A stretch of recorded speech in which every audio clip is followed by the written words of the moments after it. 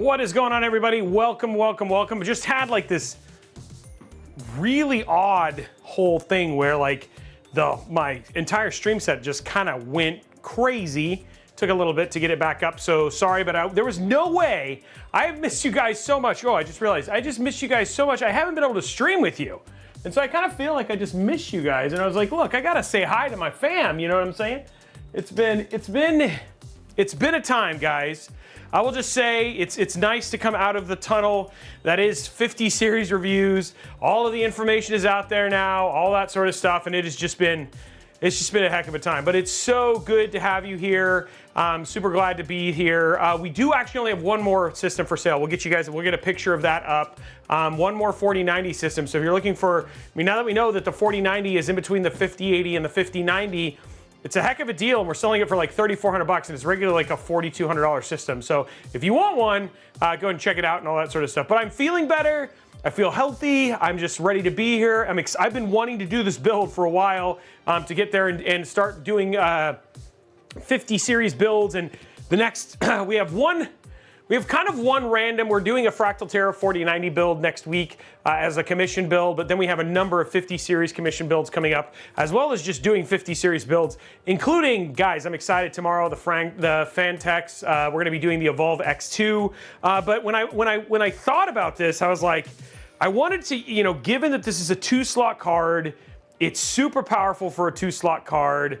I was like, I need to build this in a small form factor, and we'd done kind of the blue Fractal Era build, so I was like, let's just go all out, do a Fractal Era build with an RTX 5090, a 9800X3D, and make literally the most powerful small form factor PC you can make with no limitations. It's gonna be water cooled. It's still in a beautiful small form factor case, and let's just have some fun together and play around with it at the very end. So, excited about this.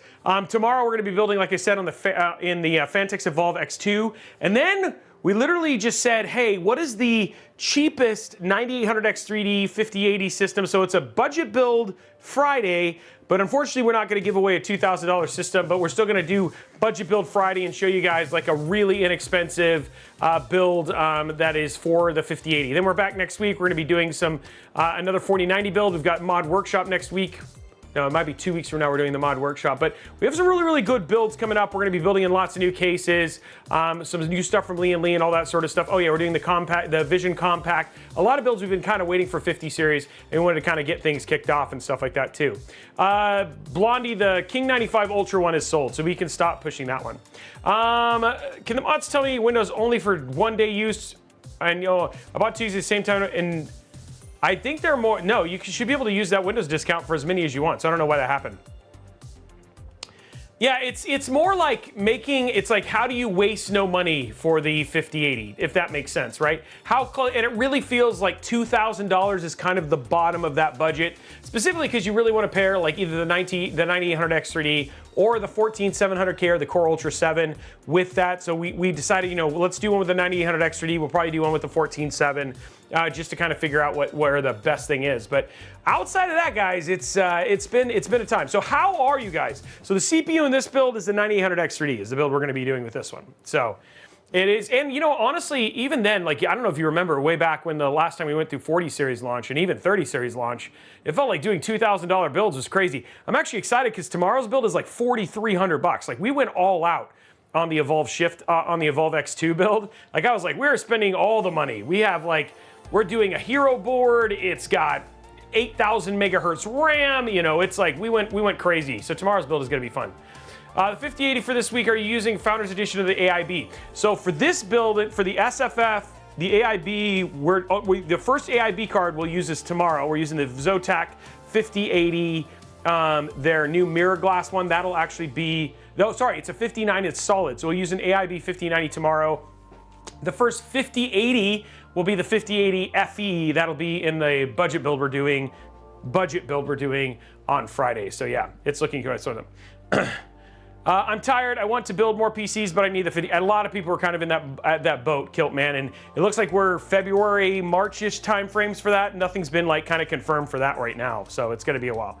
I am doing good. It is busy. Thank you very much. By the way, I want to give a shout out Figment for Life, Dr. David, Bittersweet, Muffin 065, Igor for the resub, Lanceworth as well as the gifted subs from Igor. So thank you very much. 20 months from Figment, Dr. David, 2 months, 44 months from Bittersweet. Look at that, 22 months from Rockstar. Then we got Lanceworth. Let me make sure there's nobody else. Najia dropping 10 gifted subs as well, which is awesome. And then that's kind of where things sit right now. So thank you very much for all that stuff, guys. Kicking bottom on the videos lately, super cool. Yeah, we have been, I don't know if you guys have noticed, but we kicked off 2024 strong, usually somewhere between 3 and 4 videos a week already. So we have been very, very much heads down and bringing you guys all sorts of content as much as we can. This week we got reviews on the Landcool 207. We've got the Frame 4000D review coming out and all that sort of stuff. DJ Techno, I don't have an update. We have RT Final Boss is working on all of the merch stuff, so I've had to hand it off to him because I've just become so busy. So hopefully we'll get an answer to that here pretty soon. And then I'm trying to think of what else. And then of course, I promised, you know, the only time that we've actually had a video canceled, like we did the stream, you know, I went there and made a thing about it. So I was like, there's no way I'm canceling streams. If it's on the schedule, we're gonna post it. And so I am here, even though I'm an hour late, I'm still here. So yeah. Is the price hard set for that PC? Do we pay for the shipping? So the price is already low enough, and that includes shipping and tax. So there's nothing else in that. That's all in Araxis. Dude, that's already like a $600 discount. So it's a PC that's never been used. It was literally that Cyberpower PC that was sitting back here with a Zotac in it. So yeah, it's at the bottom in terms of price. I might. If it's somebody awesome, I might do a little bit more off, but you'd have to talk to me. So maybe for your Araxis, if you're like, hey, can I get $100 off? Maybe, we'll see. Just email me and we can have that conversation.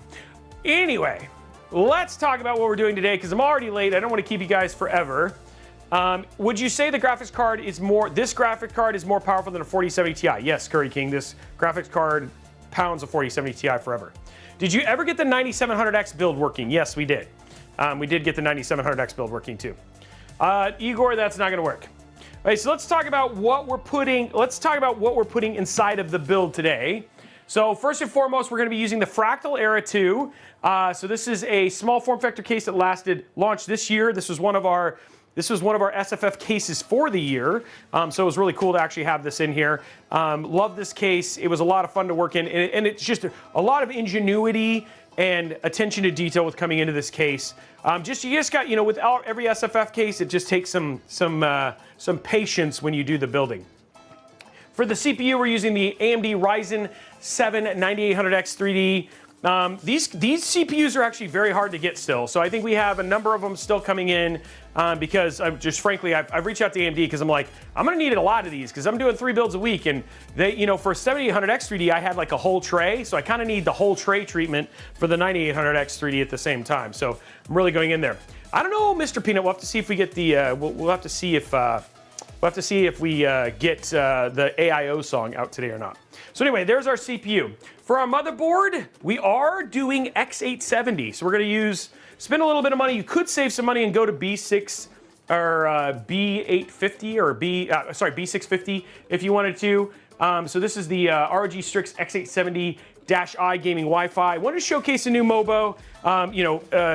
Asus was kind enough to send us every single Mobo, so like at the same time I'm like, hey, if I got new Mobos and we're gonna do it, we will. But if you wanted to save a little bit of money, I'll be honest, most of this stuff you can kind of follow along with if you absolutely wanted to.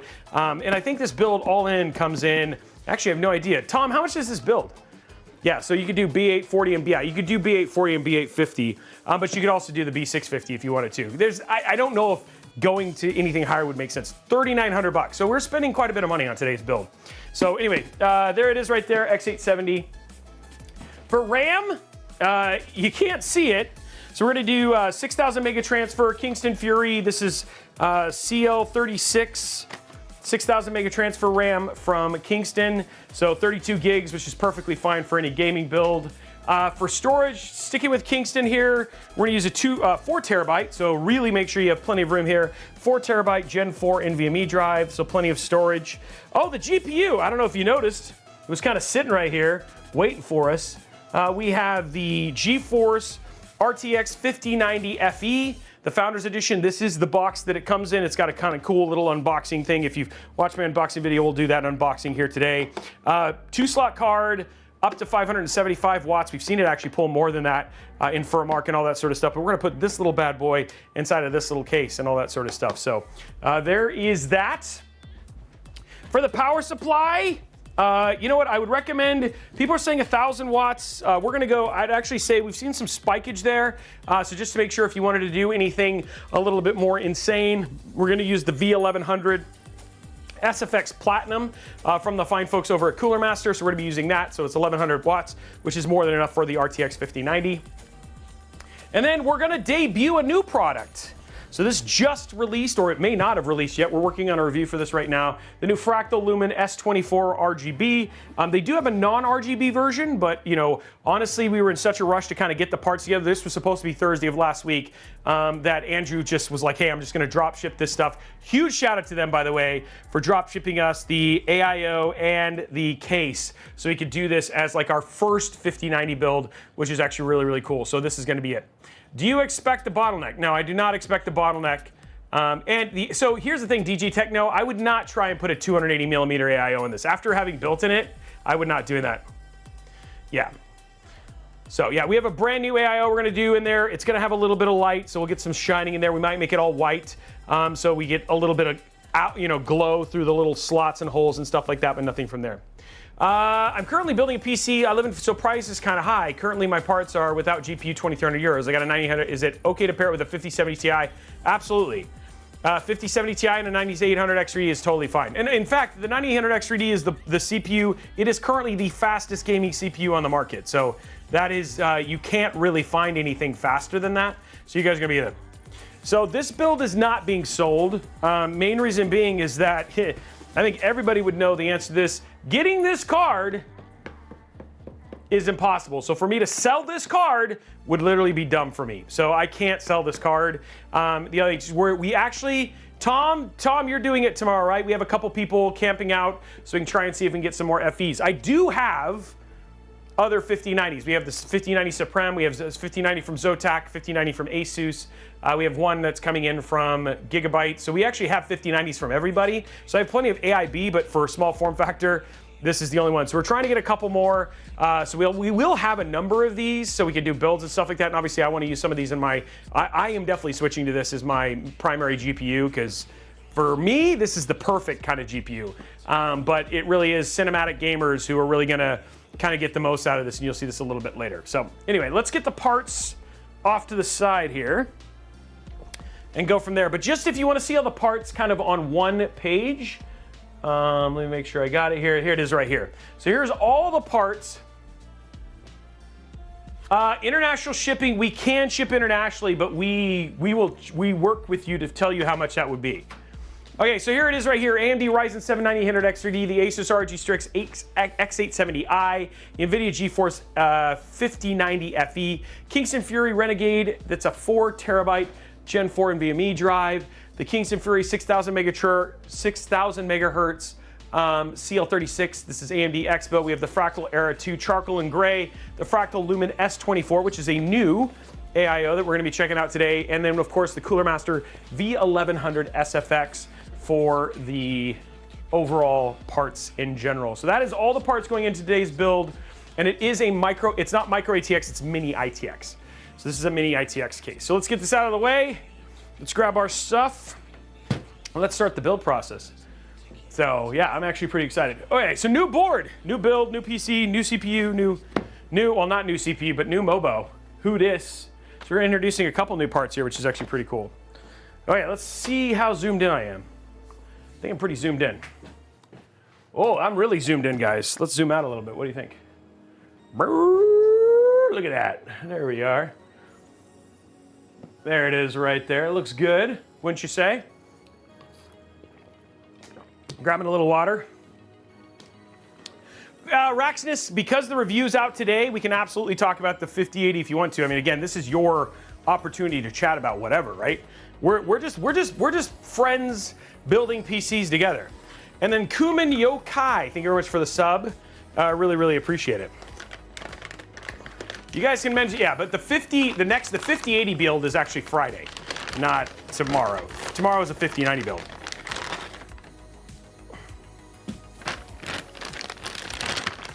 So I don't know if you can hold it for 2 days. That's a long time for you, Araxnus. Oh yeah, here is the Mobo. This thing is actually quite cool, quite tall, which is actually pretty crazy, but yeah, it's pretty amazing. Do you have to we're gonna find out. I don't think so. I haven't heard anything about it, but we'll see. So when we do the Mobo, I have not tried it with the riser yet, so we'll have to find out. So if it has a problem, we will absolutely make the change and of course do that to make it work. Yeah, this is always the fun thing when you go Gen 5 to Gen 4.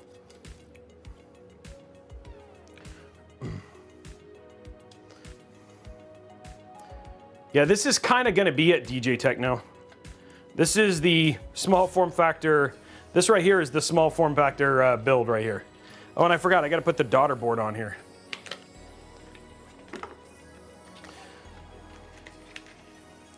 Yeah, so now we have to start worrying about iffy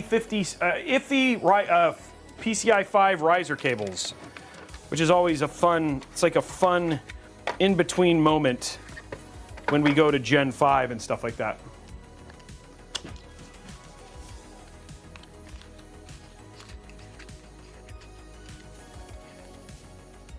So blue, yeah, I mean, we'll see. I mean, this is, we're in for a trial today, right?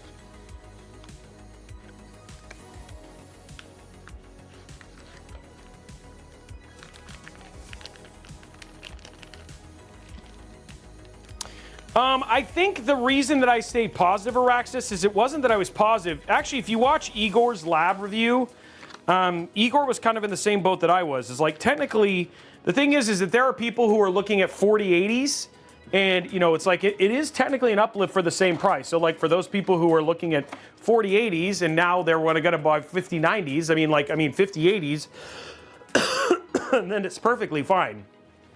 And technically, there is an uplift. The question is like, I think the thing was that people were just hoping it was a bigger uplift. So I'm disappointed, but the other thing too is it's hard to get, I think it would be harder if it was less performance or not as much performance and it was more expensive. But the fact that it wasn't more expensive made it harder to get mad. It is just like one of those things that's just like when we really kind of thought about it, you know us, we always just say, it's gonna be up to you if whether you need it or not. And for those people who are like, hey, 30 series or 20 series, this is a pretty big jump, yeah. Exactly, Araxis, that's kind of the problem, is that it's not like CPUs, right? Where with CPUs, you have to, like, you could be like, well, you don't necessarily have to go buy it. But unfortunately, in this case, you don't have a choice. What the heck? I know this clips in here. Is it just that much too? Hold on. Let's get this in. It's not like CPUs where you can still buy old gen CPUs. You know what I mean? Like this is your only choice. There it goes. Okay. I was too nervous. Okay, so we're gonna throw that in there. There's our storage, and then we're gonna install our daughter board because this is where all our front panels and all that stuff are.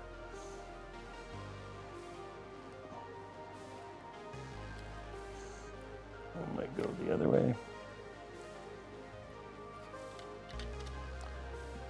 There we go. These things are like barely mini ITX when they're all said and done, you know what I mean?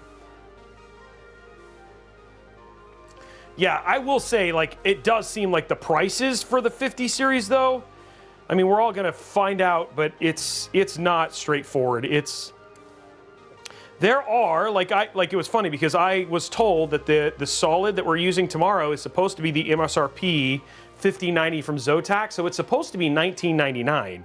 But I don't know if they, like, all the prices, I don't know what the price is of that one anymore.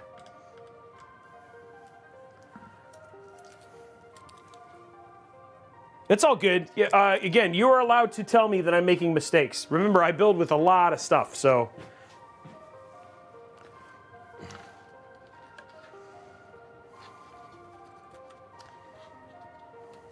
Are you just saying DJ Techno because of the heat from the card? So Bruticus, we're working on reviews for those things to see where the worth is at. But I mean, like, honestly, I don't think so, right? Like, you know what I mean? Like, I really think that MSRP cards are going to be good enough, right? Especially they were such overdeveloped coolers for 40 series that now they're perfectly fine for 50 series. So.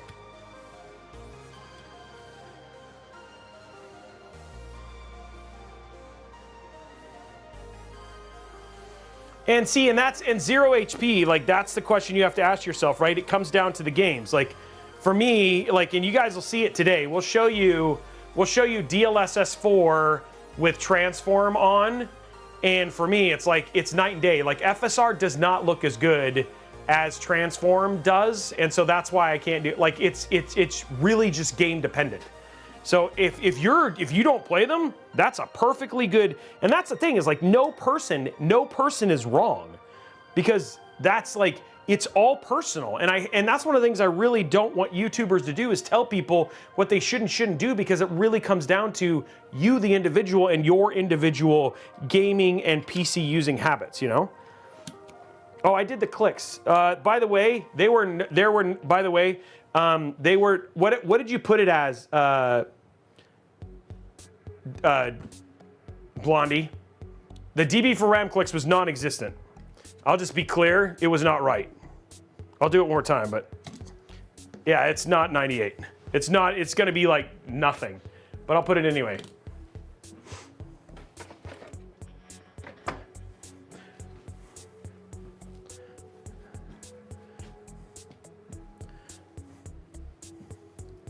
So just so you guys can see it, but I do not think you're gonna see 98, because this has got that new tech for their RAM, which is like making sure that it's doubly seated, and yeah, that was 55.2.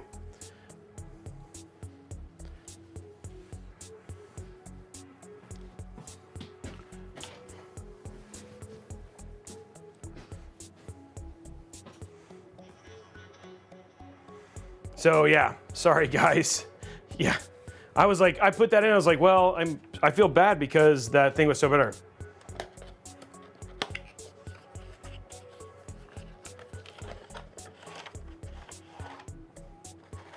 Sergeant, nobody, I love it. Blue, I don't know, that's a great question. I mean, the thing is that obviously I think there's some of that accounts for why the price increase, right? I know, I don't like it, Araxnus. I need my RAM clicks.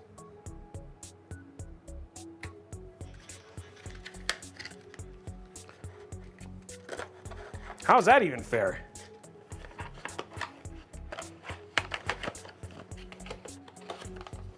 Oh, I like that, Figment. That's a well put chat. Okay, here we go.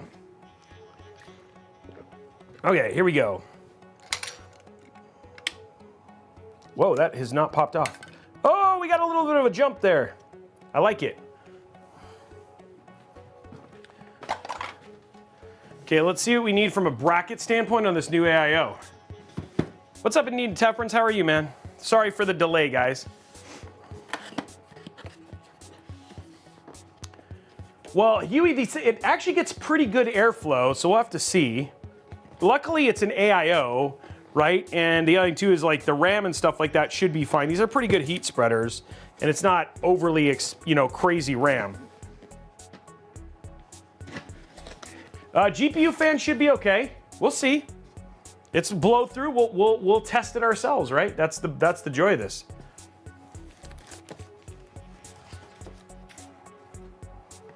Okay, so we do have to put the fans on, so it's not they're not pre-put together. Okay, looks like we got a bracket here. Wow, this is kind of cool. I haven't seen this before. Check it out. They actually ship with disinfectant alcohol wipes to clean off your CPU. That's kind of neat. Here's your Intel, which we don't need. Looks like AMD is just the standard bracket.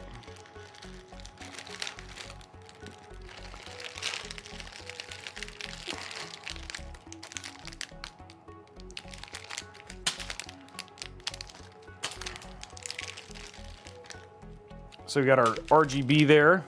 We do not need this, and we do not need this. So we are in the middle of testing the Liquid Supreme right now. So we haven't finished our review on it, so I can't say for sure. But I mean, like, I'll be honest, like, probably the Vanguard or the Gaming X Trio is going to be completely fine. Guys, let me just say something about it. People are asking for AIB advice. I'll be honest, Nvidia's grip and quality standards around all of those cards, whether it's PNY, Zotac, MSI, Gigabyte, or Asus, is so insane, and the failure rates across all of them is around the same. It's a little between, it's sub 2%. So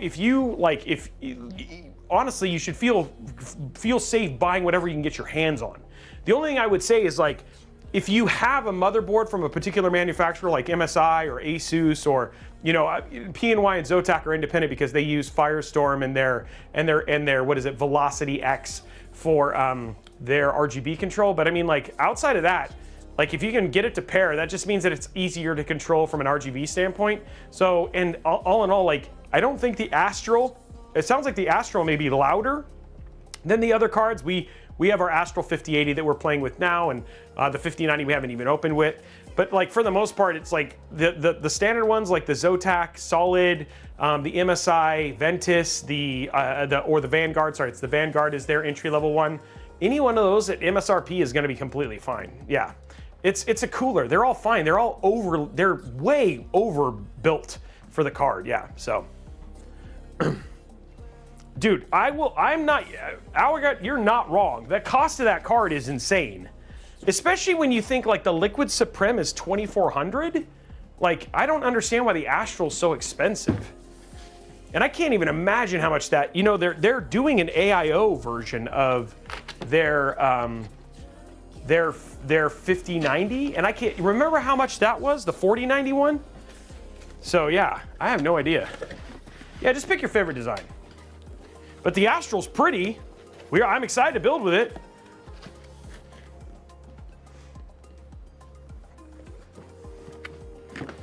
Yeah, I don't understand the pricing. The only thing that I could think, and I don't know if this is true, is that maybe potentially Asus is just pre-preparing for tariffs. But there is even a world in which there aren't going to be tariffs on these. So I don't know. The whole thing's like a strange proposition and stuff like that.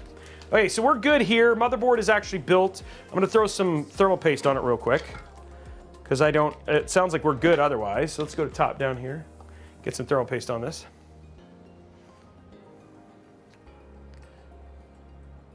I was also disappointed in the news from Kingpin. I thought we were going to see some cool Kingpin stuff, and then come to find out he's not going to be doing any cards this gen, which is kind of a bummer.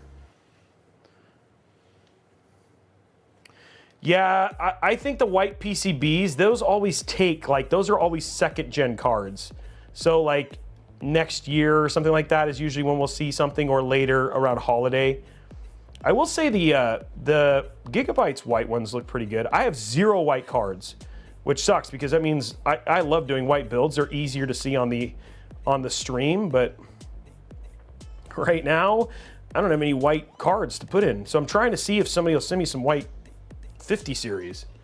I know there's in Gigabyte's, like, my prime candidate, so I'm hoping they send us one.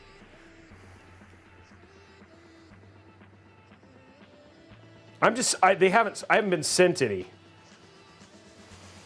And Lord knows, guys, me buying them is never, wow.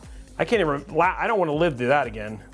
Not that me buying them was bad, just people were like, why are you buying them when you obviously don't need it? Like, you're taking away from customers. So the samples that we get from marketing, those are never meant for customers.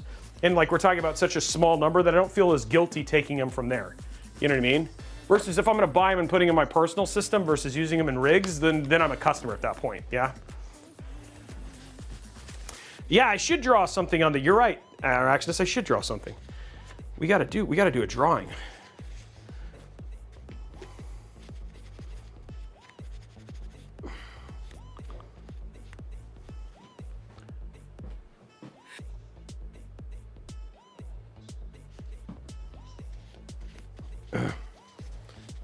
So, oh, by the way, something that I did, and guys, I got to address this in the room just because it's worth going.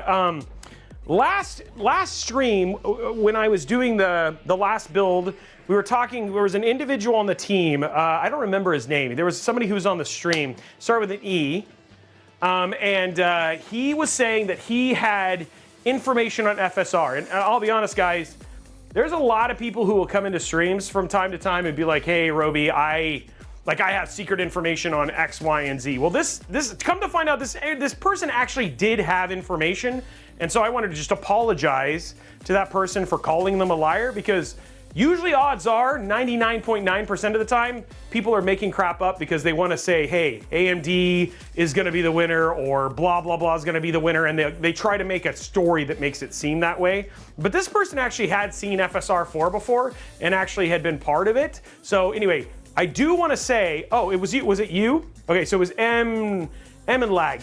So M and Lag actually was the person who did actually genuinely have information. So apologies to you for doing that. I will say, if you're gonna do that in the future, please let Blondie know or give somebody a heads up. So yeah. Oh, is it Digi?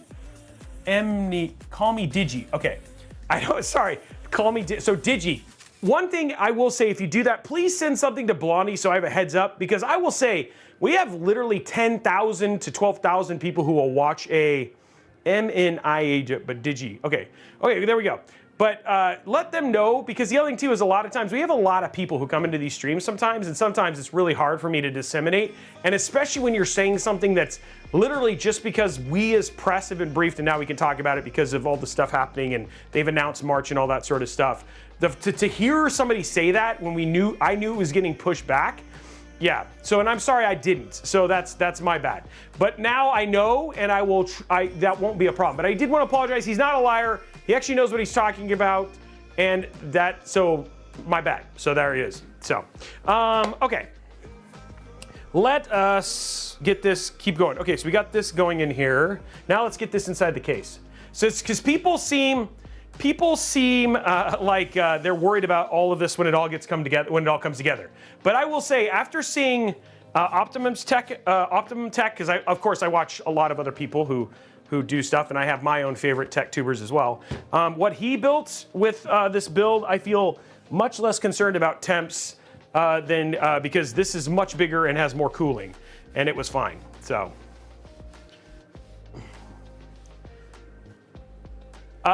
So who's building back 7900 XT? What? I don't know. I don't know what that means. Okay, so let's get this in here.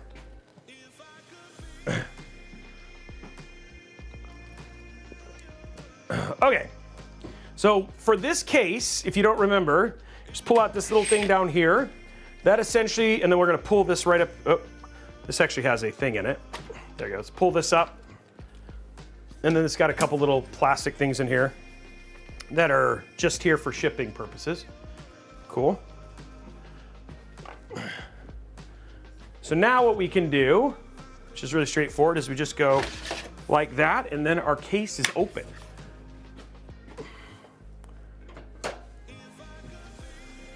So easy to get into, you know?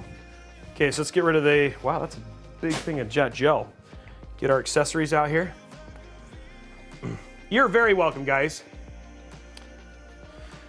So anyway, you know, I do have to say, I feel like Nvidia, realistically, left things open for the fine folks over at AMD. Like, I feel like there could be genuinely an opportunity for where Intel is completely eating everybody's lunch in some regards at the budget level, that AMD could come at the mid-level, right, which is where the majority of cards are sold. And if FSR and everything ends up being all that in a bag of chips, you know, they could be the primary winner over the 5070 and the 5070 Ti. So we'll have to see how it all basically plays out. I will say, I'll have to see. Like I was talking to BMOC this morning about it, and it's hard for me to be hopeful with AMD a little bit, But of course, we'll give it the benefit of the doubt. And the other two is he's like, well, based on the leaked benchmarks, let's be honest, there was a lot of leaked benchmarks about 50 series that turned out to be really wrong too. So until we have it in our grubby little hands and we can actually play with it, it's hard for us to make any assumptions, right? Right now, it's really hard to give anybody the benefit of the doubt because there hasn't been, outside of the B580, which even that launch was mired a little bit, there hasn't really been a good launch in a while, you know what I mean? The 9800X 3D was kind of close, but like 7000, 9000 series was terrible, Core Ultra was terrible. There's just been a lot of bad, you know what I mean? So I was thinking about getting a 5080 Ti. Sorry, I meant leaked benchmarks. Did I say leech? I meant to say leaked.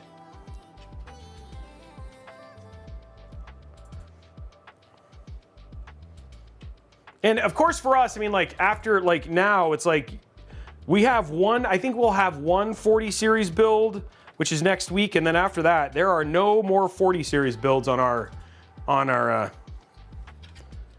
no more 40 series builds on our agenda. It'll all be 50 series, 9000 series, B580s.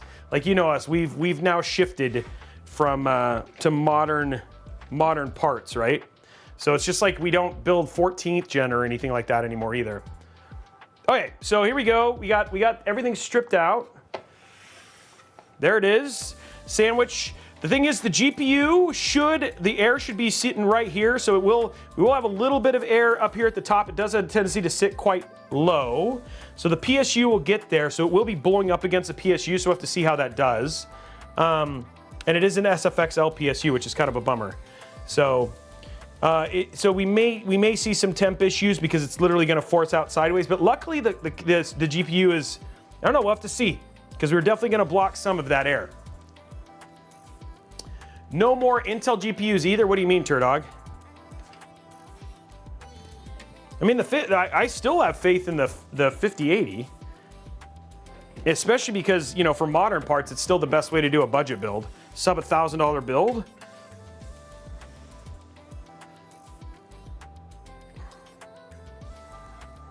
Take this out.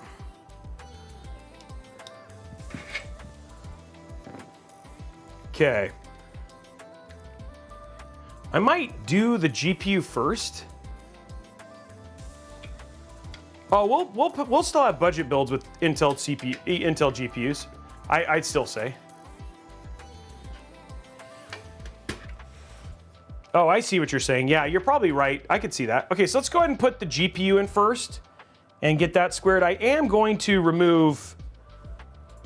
I might keep this. This is going to be fine. Let's go ahead and see. Let's go ahead and get it test fit in here. So,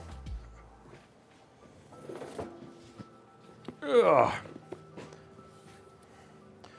we go, guys. Here it is, GPU time.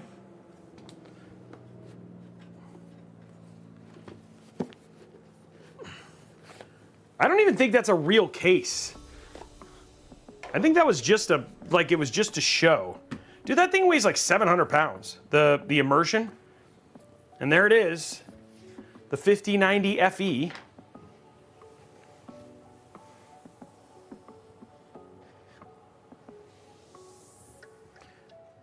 $4090 64. I mean, is it game-changing plays? Is it just literally for gaming? If it's just for gaming, then I would just do a 9800X 3D. If not, I would wait for the 9950X 3D. This build is $3,900.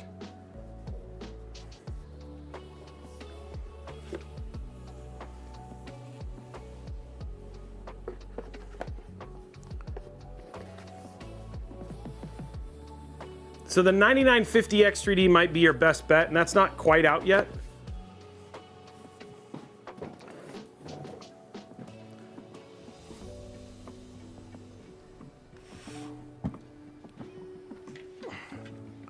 Luckily, we also have a lot of room, so we don't have to worry about moving the sandwich over or anything like that.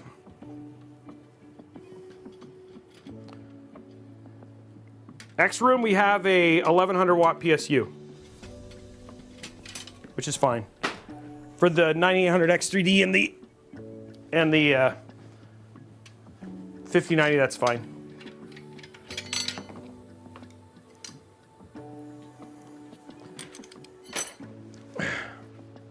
Okay.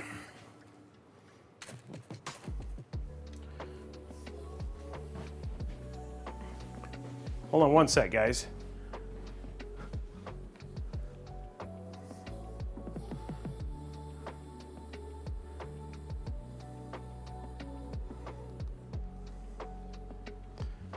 Okay. Okay, so I'm gonna get this in first. Just to see.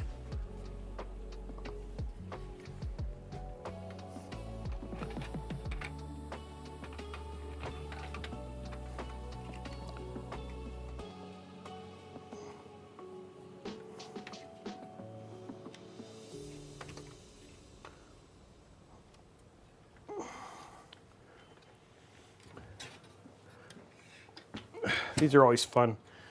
You can use the line up the way that I need it to.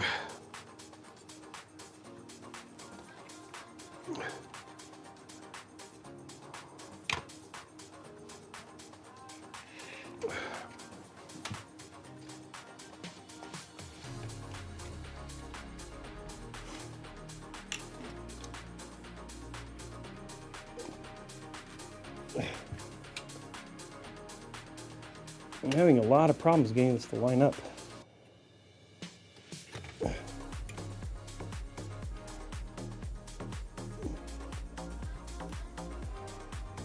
Interesting. Why is this being so difficult? There it goes. Okay, there we go. With plenty of room to spare, mind you. I mean, we could even push this over more and give it more cooling room.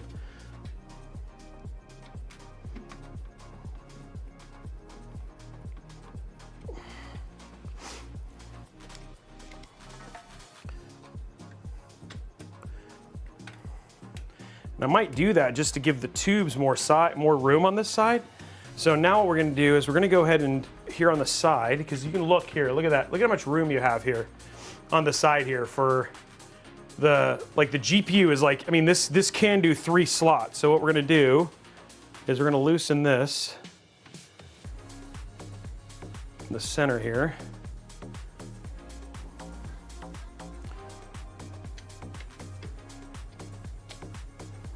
And we'll go to a 2-slot GPU.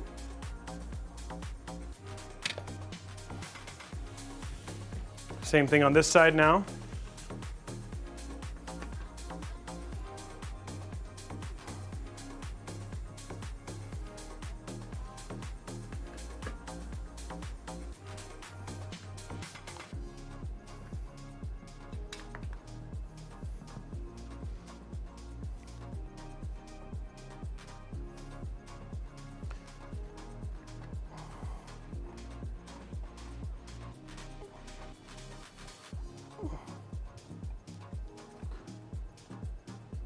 So let's go to 2.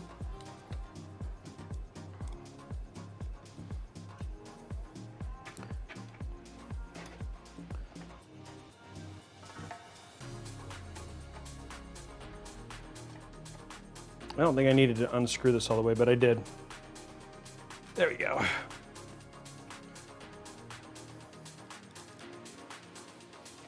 Go to 2, there we go. Gonna try and give this a little bit more room on the far side because I don't need, it's funny because I can almost I go all the way over, but I don't know if I want to. There we go.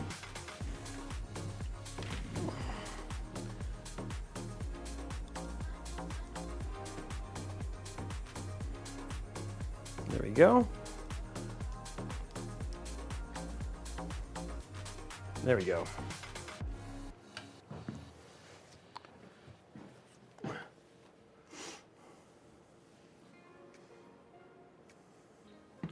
Okay, so we got 2 slots here, which is good. So that gives us a good, now we have a good idea.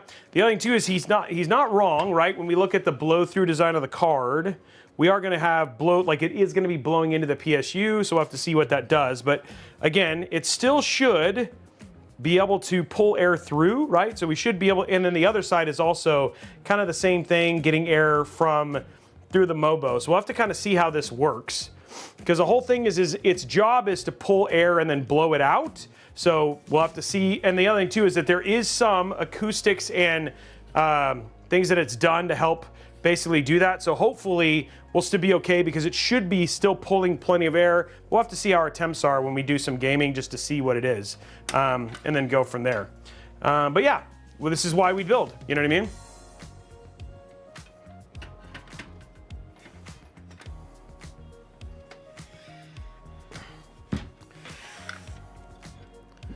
Okay, so let's get this out of the way now. Let's go top down.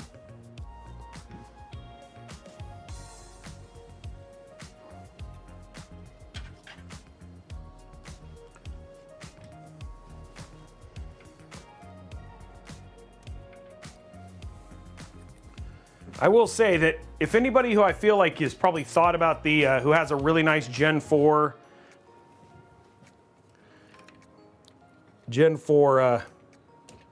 riser, it's going to be Fractal. They learned a lot from when they did the Ridge.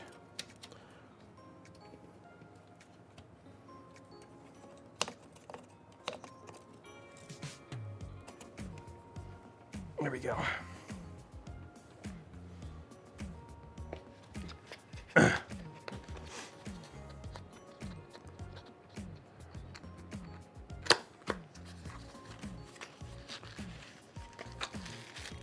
Okay, let's get our... Thank you very much, Fractal, for sending me three zip ties. Oh, never mind. They sent 4. They obviously wanted to overdo that. It's like, wow, 4 zip ties. Thanks, guys.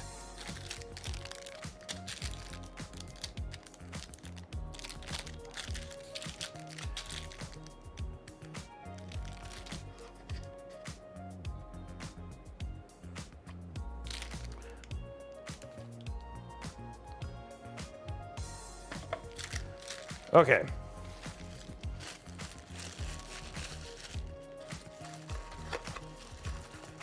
So Araxnus, we're gonna find out. I don't know, like some people have used it and they didn't have problems, like Optimum Tech, and some people have, so we're gonna find out. It depends. Sometimes you can just set it to Gen 4 in the BIOS and it's fine. So we will see.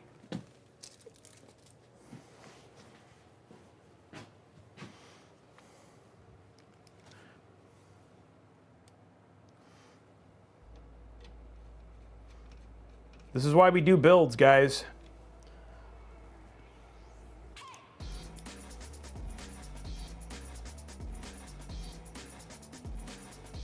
I know in the Tiki it works fine, and that's a Gen 4. So I think it just depends on the riser, it looks like a little bit.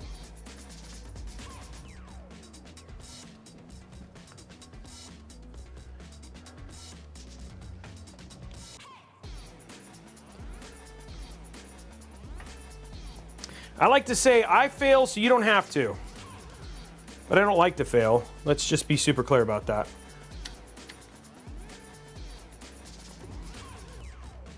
Okay, so let's go find our connections here. Where's our HD audio? That's front panel. Where'd you put the HD audio cable? By the way, there is a cooler on the VRM. Is that it down there? No, that is just a cooler. Okay, so front panel is right here.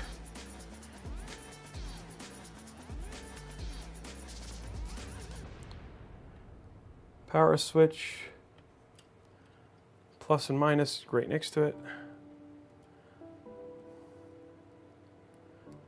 There's your USB.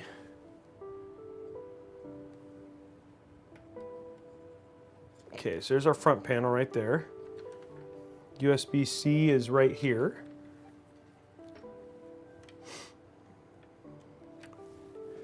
Whew. Hold on, I gotta sneeze.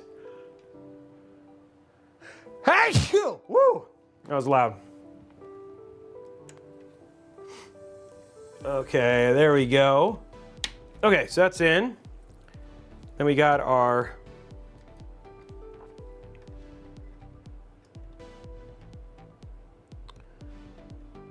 USB 3.2. Okay, USB 3.2 is in. Now we just have our HD audio cable, which I do not know where they put it on this board. Sometimes they put it underneath something, but I do not see.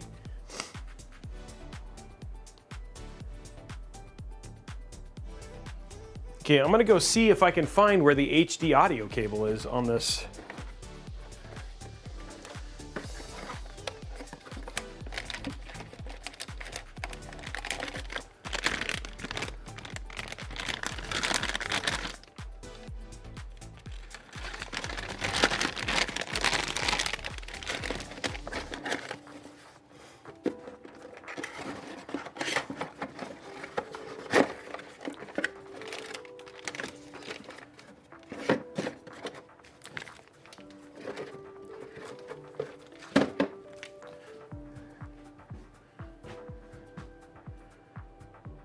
Front panel.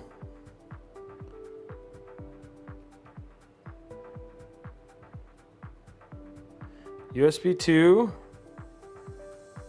There's a bottom M.2 as well.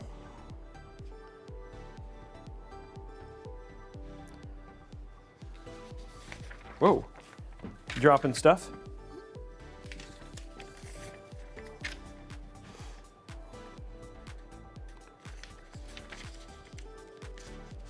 Yeah, I don't think it has HD audio either. I think it uses this thing instead. So you plug this in via USB. Yeah, I don't think this has an HD audio cable. I think it does it differently.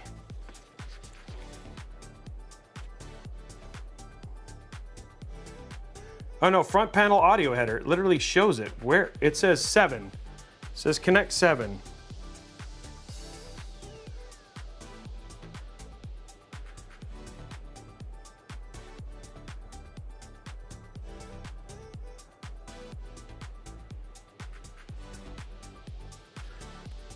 It shows it on here, but it doesn't actually show plugging it in.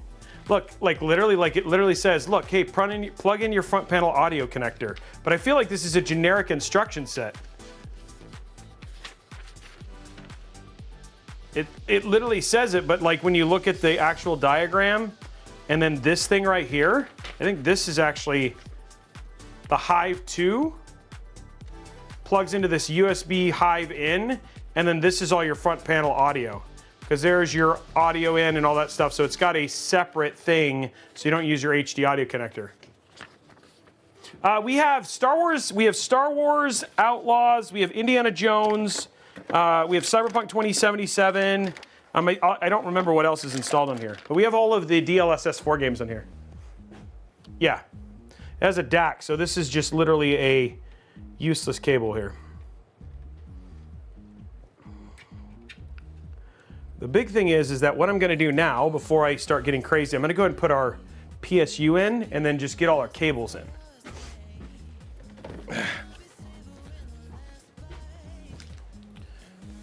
Which is the smart thing to do. Yep, I saw that on here. So I think it's just use this Hive DAC thing, Tenchi. Which is fine.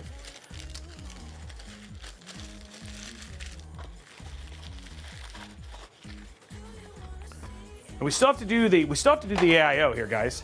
But I'm gonna get everything else ready, and then we'll worry about the AIO here in a minute.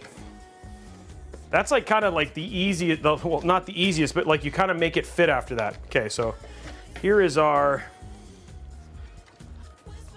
very small 1100. I love, isn't this crazy? This is an 1100 watt PSU. So cool. So that's gonna sit right there. And it actually sits off a little bit, so it's not so bad, but. And we only need, I don't think we need SAT at, well, I think we need SAT at all. I think it's just.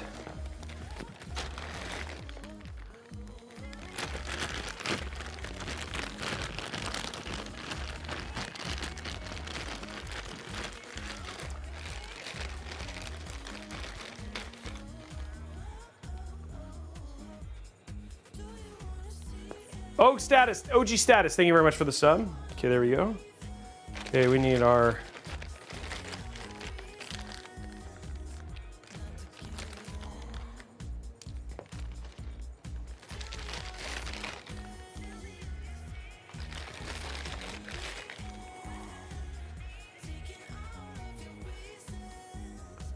There's our CPU header.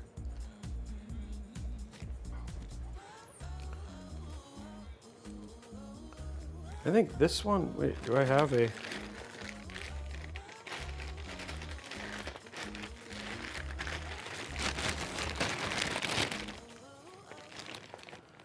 I'm missing a power cable, guys. 1 second, kind of an important one, the 24 pin, or sorry, 12 pin, the 12 plus 4 pin.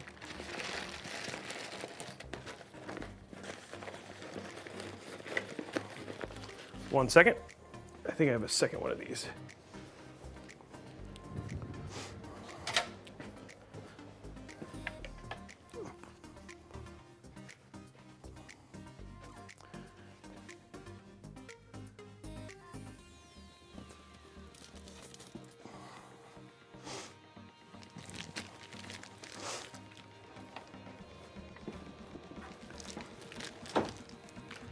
Okay, we got another one right here. This is why sometimes it's nice to have backups.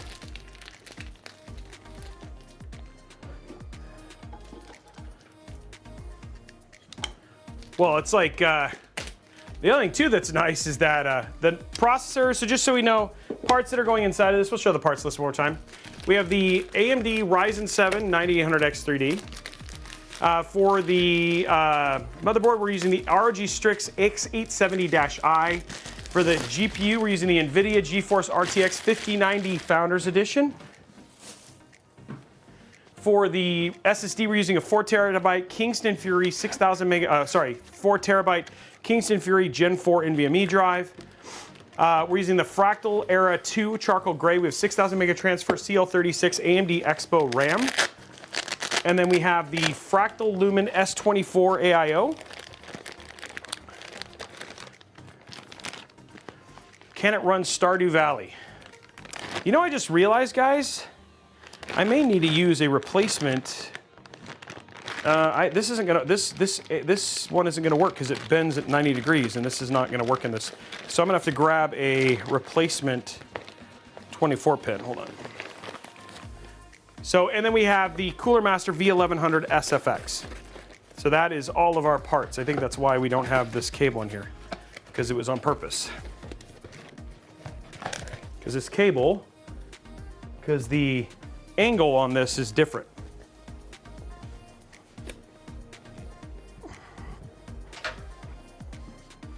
Which is fine.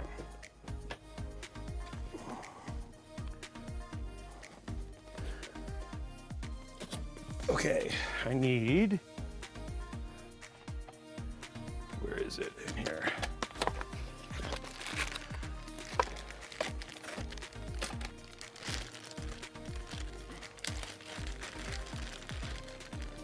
Oh, that's an extension. I need an extension, I actually need a replacement.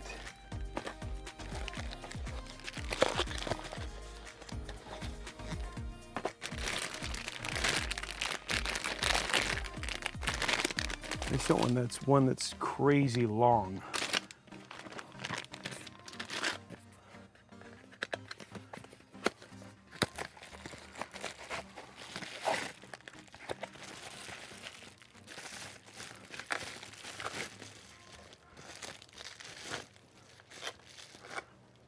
That's perfect. Okay. We have to use a different cable for this. So the one we're going to be using is this Fast Gear 24 pin, because the cable that actually comes with this AIO, sorry, this particular PSU, it requires a 90-degree angle, and on this particular GPU, because of how the power connector is, that is not going to work. So we're going to use this one for our 24 pin.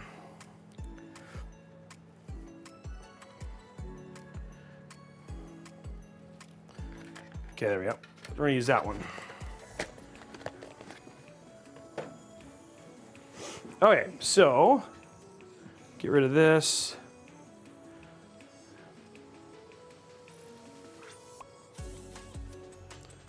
Okay. So here is our CPU cable. CPU.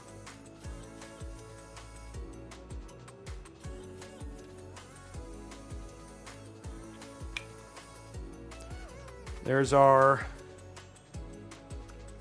big 12, our big pin. And we have our MOBO.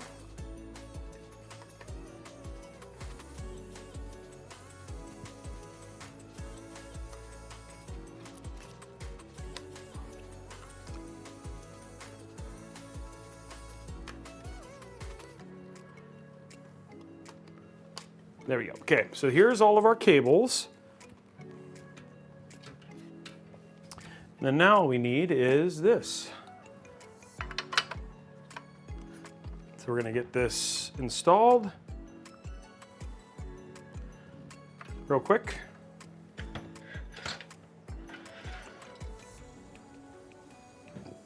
And actually, Fractal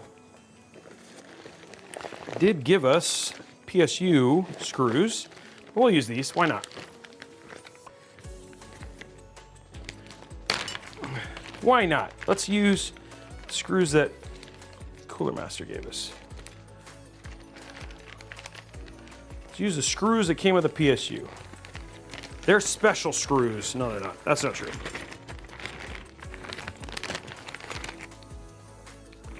Give us some more. Okay, so we got zip ties.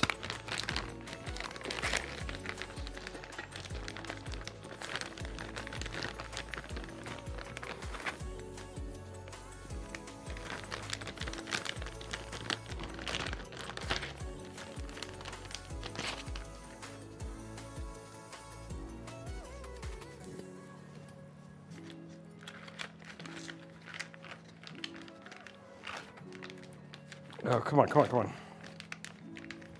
All right, there we go.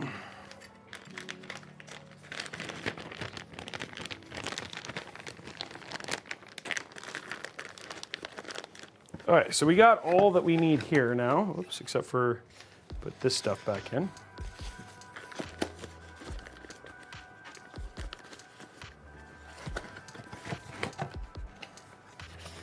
Okay, cool. Let us get this in here. Go to the side view here.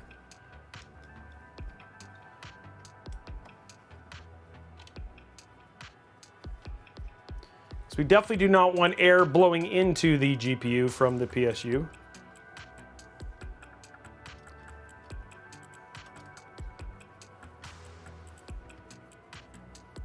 There we go.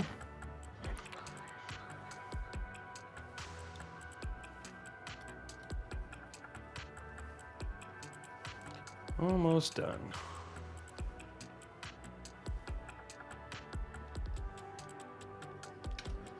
There we go. Okay, there we go. So we're gonna put this down.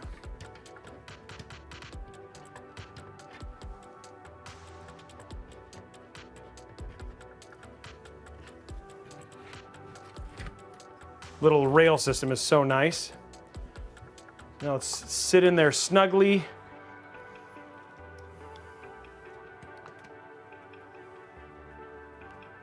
Seal it up.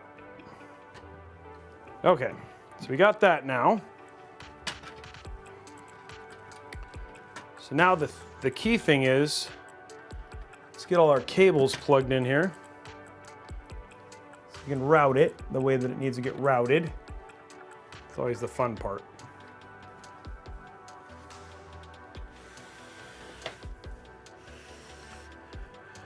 Oh, routing.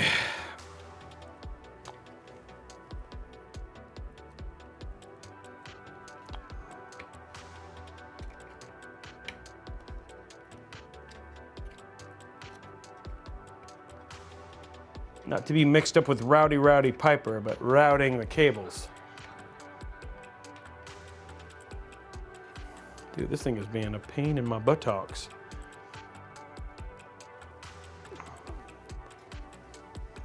There we go. Oh, great. One went in, but the other one didn't. Okay, there we go. Small form factor is always so much fun. There we go. Just a lot of work to get them to do what they need to do. Okay. And the last set of cables I got to worry about. I'm curious if I can do it like this. So I use this to kind of push it underneath here, but we'll have to see if this works. Because then I'd have this like really clean. I don't think that's going to work though, guys. Okay. Well, that actually looks kind of clean, actually.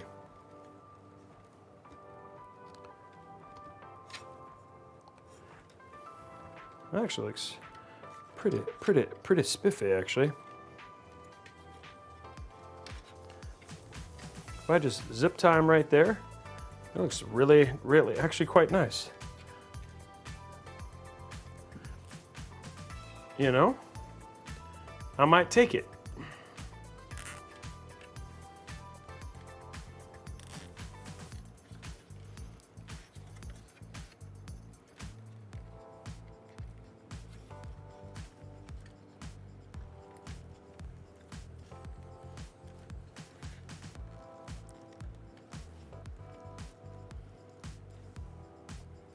I like cleanliness.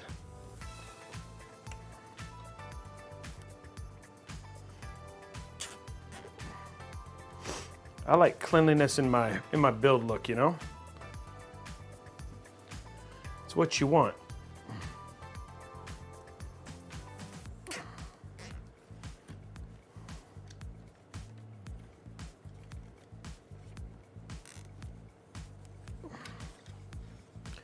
Wow, that actually came out really clean. I was not expecting it to be this easy.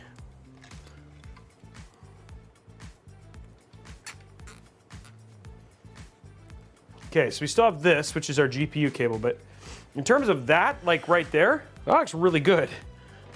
And that's everything hooked up for the Mobo. The only thing we're missing is the AIO.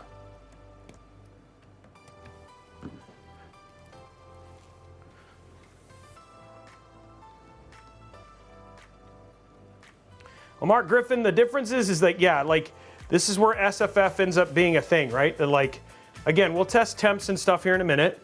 Cyberpunk will definitely be a way to stress test this, but as a LAN rig, you know, just for gaming and even as a portable editing rig for DaVinci and stuff like this should be fine. But we'll test it, right? Okay. You know what I did not do, guys? I did not plug the GPU, which is okay. It's easy to get into. So let's, I forgot to actually route this back.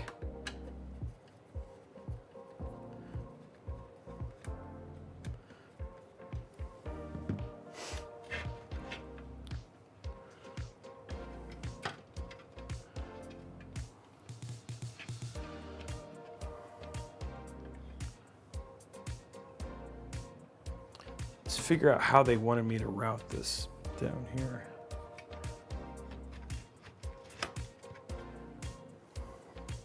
I think I can route it through this bottom here. They're taking this out and then routing it underneath.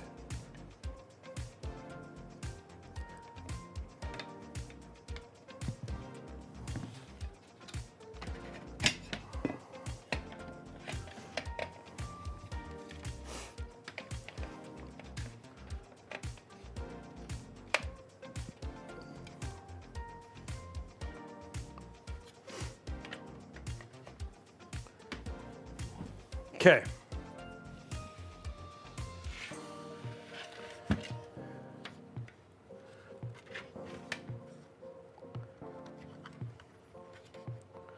Plug that bad boy in. That is protected by that curve right there. Okay, so now we've got that plugged in.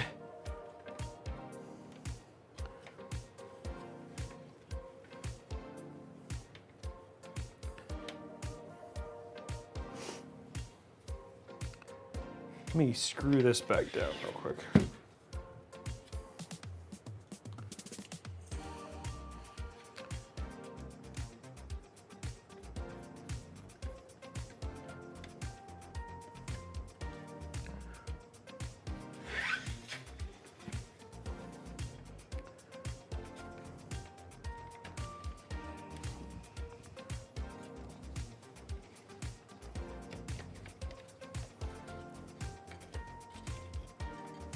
Let's see if I can use this to kind of push this back.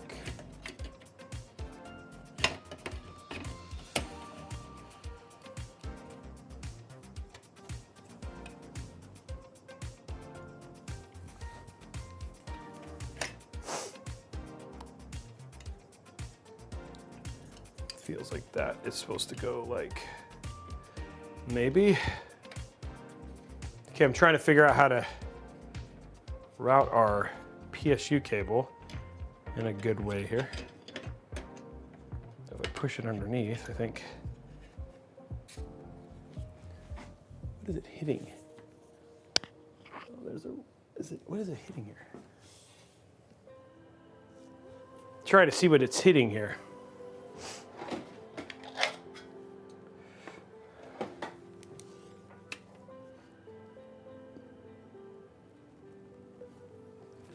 Pinching right there.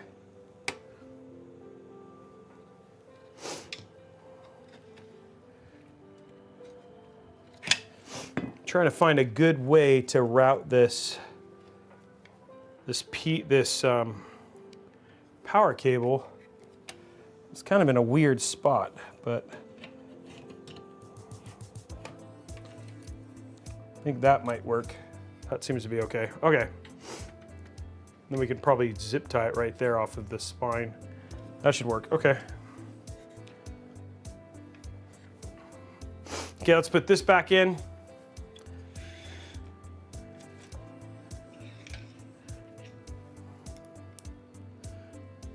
Just kind of trap it underneath the PSU a little bit. I mean the GPU, it also helps support the GPU a bit. Just like that, okay.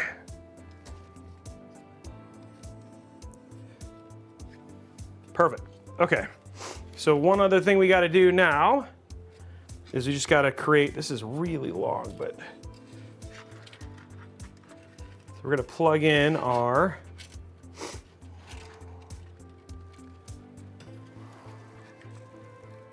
.24 pin. There we go.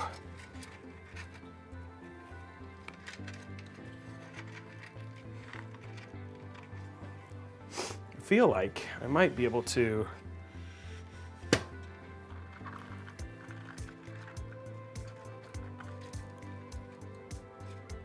move this up, or maybe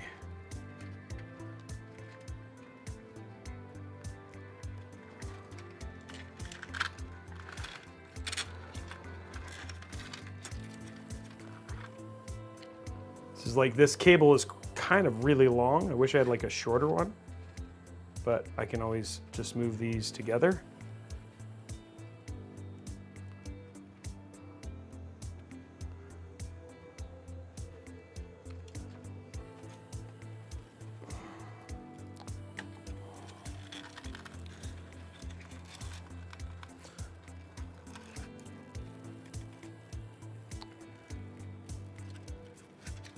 Because what I'm worried about right now more than anything is just making sure we have enough room for hoses and all that sort of stuff.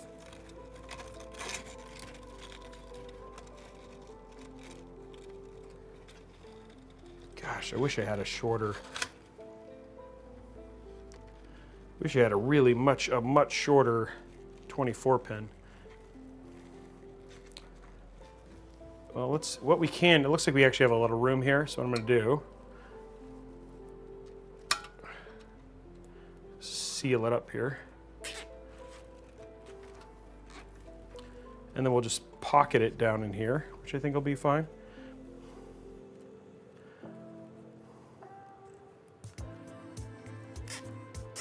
There we go.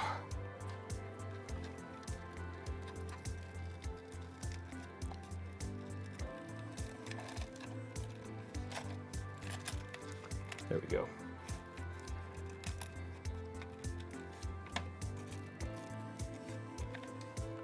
There we go.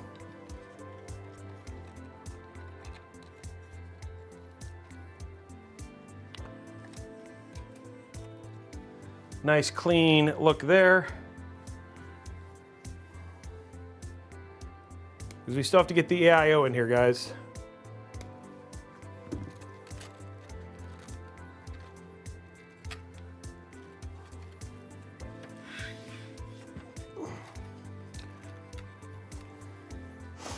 Okay, I'm gonna go ahead and just put one more right here, just to keep it nice and clean.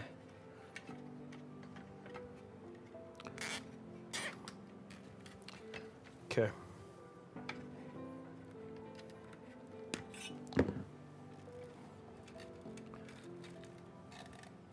Okay, so that takes care of that. Now what I'm gonna do is I'm just gonna zip tie this to this spot right here, so the zip tie this right here with one of our little zip ties. This is just to keep the power strip, the power cable, in a good spot here. There we go.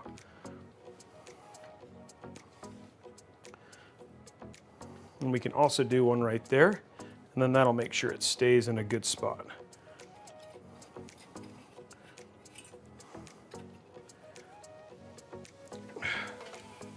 So from the side, it's looking quite clean, actually.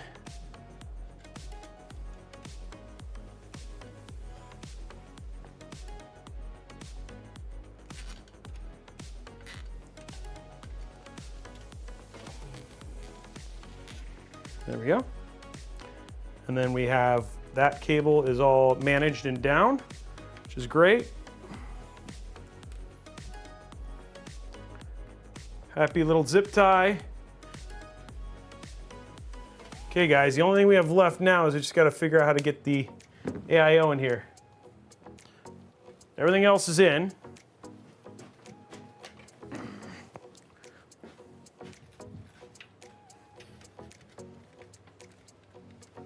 And when we sandwich this down, it should be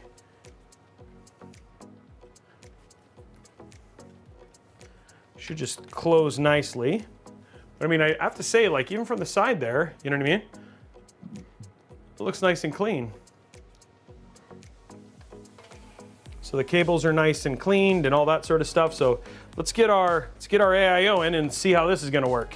So the cool thing about the AIO is there's a little latch right here. It just pops right off. There we go.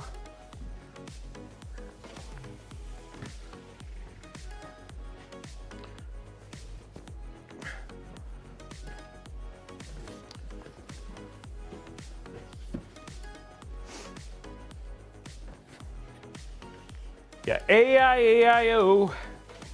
And on this farm, he put in an AIO. AIO.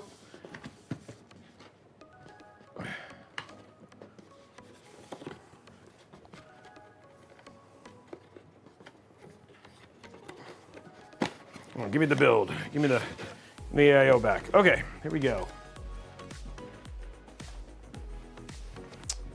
Okay, so we have a 240, 240, I need this.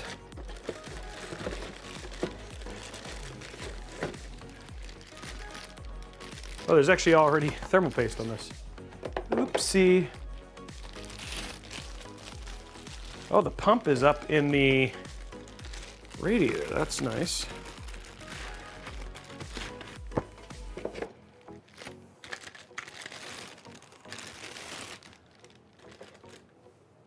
Actually, this may not be the RGB one, guys. Maybe, I can't tell, because it doesn't look like it has lights.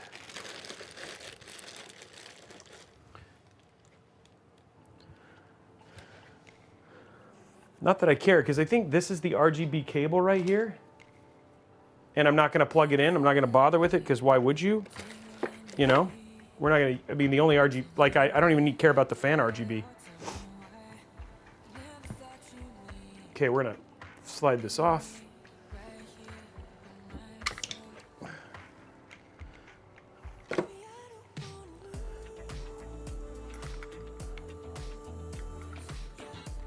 Slide that on. There we go.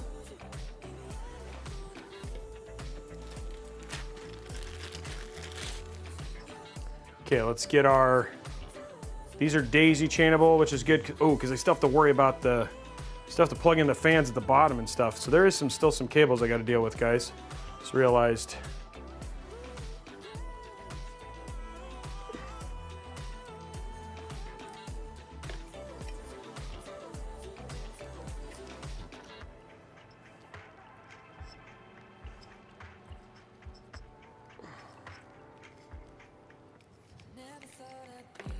There we go.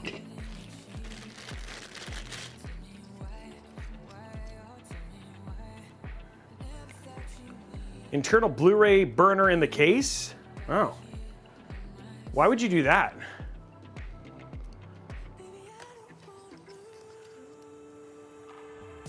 Hey, Kenneth D323, thank you very much. Substylent, thank you very much for the sub as well. Sorry, I've been going through the mental checks list. The SFF builds always just take more mental capacity to kind of solve as we go through this stuff, which is always the thing.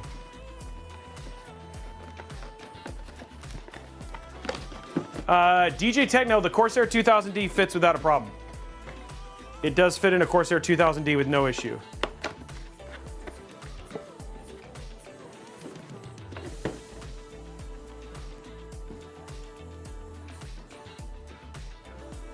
Corsair 2000D is technically an Nvidia SFF case, and the 5090 is an SFF ready, is an Nvidia SFF ready GPU.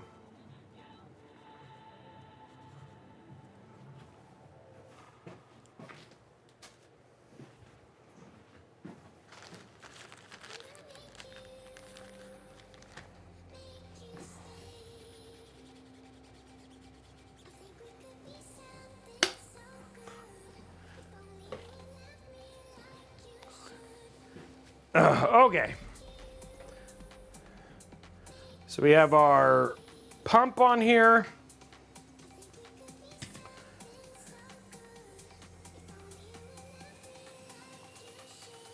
Okay, let's get our AIO on here real quick. And us, you're not wrong. They are, whether people are happy about it or not, Nvidia is definitely pushing it away of software, and technology is more important than pure rasterization.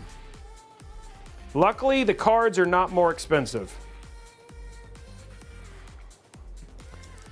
I mean, well, the AIB ones are, but the FEs are the same price.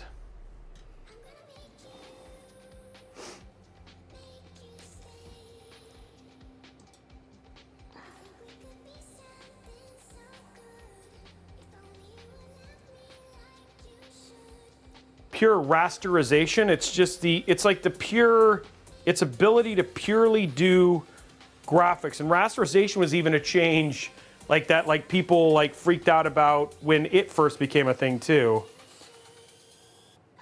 But pure rasterization is, think of it without ray tracing, no, like it's just the ability to do graphics.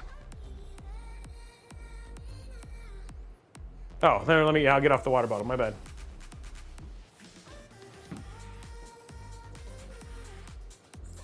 There we go.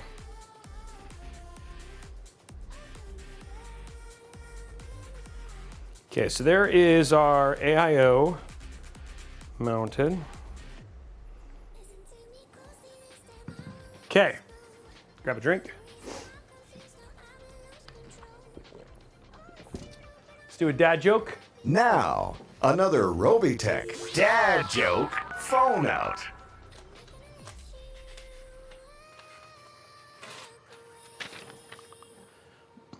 Why are pigs so bad at sports? Why are pigs so bad at sports? Why are pigs so bad at sports, guys? Because they always hog the ball. Because they always hog the ball, guys. That's why. Boo. You guys wanted dad jokes.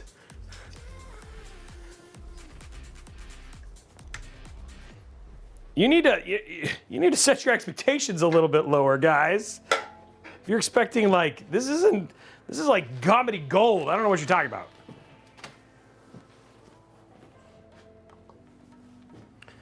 Okay. Get these in.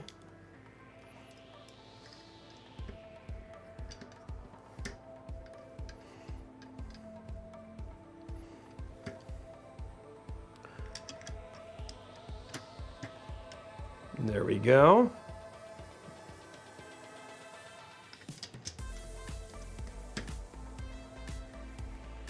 Okay, so we have 4 fans that we need to plug in. 2 that are on the bottom and 2 that are on the top. These are going to the CPU. I need 2 more for the bottom here. I think they're daisy chained. Gotta check.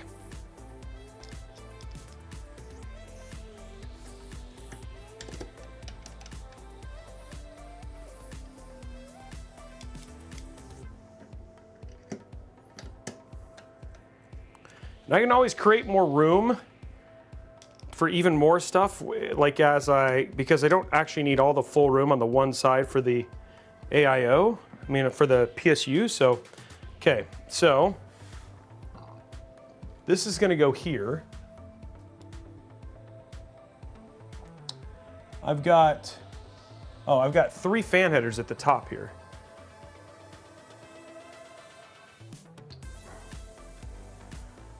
So I technically have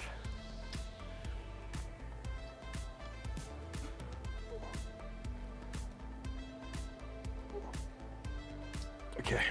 There's our 3 fan header covers.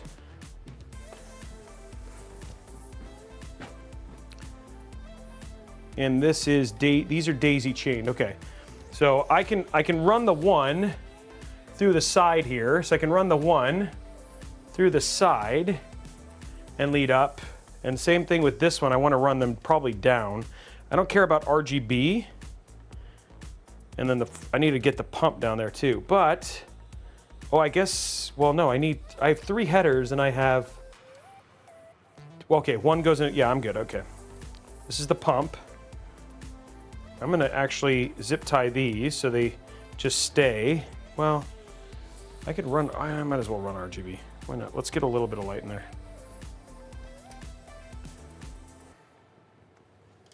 So I'm gonna daisy chain these together.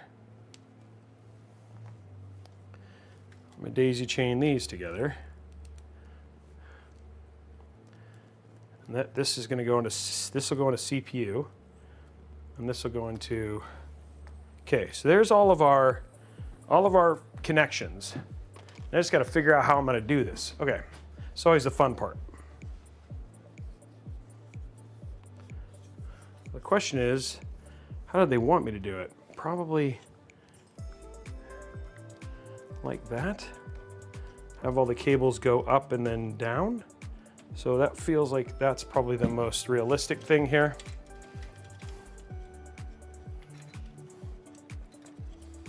Okay, let's go top down. By the way, guys, look what I got as a gift from Zotac. Look what I got as a gift from Zotac, guys. Yes! They know me so well. Thanks again, Zotac. They were the ones who sent those last time. Hooked me up with a whole baggie of zip ties. Thank you, Zotac.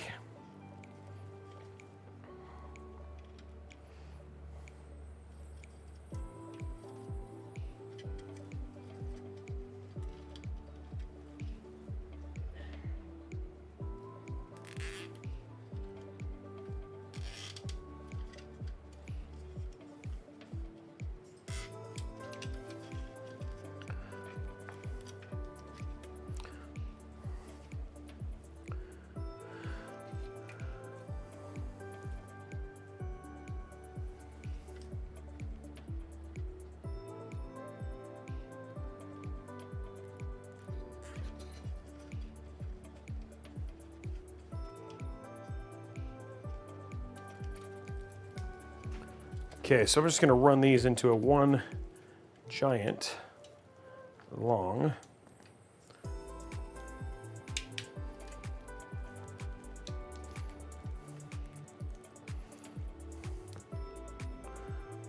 Long-ish cable, the longest cable I can. I want it to be like essentially one very long cable.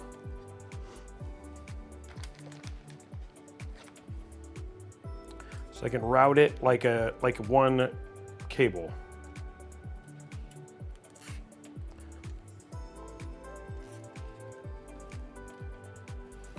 Be easier to manage this way.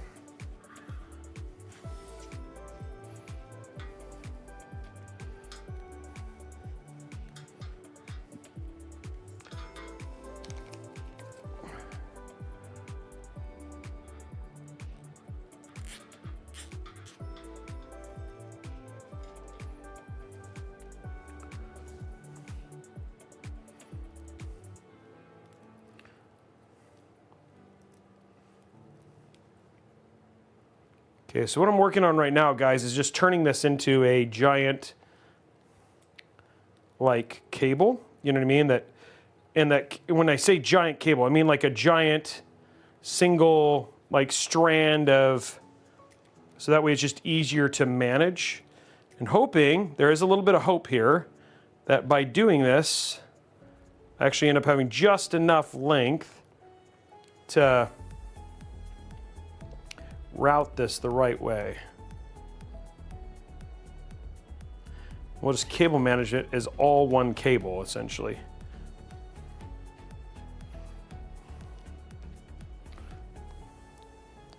Okay. Okay, so that's, we'll start with this.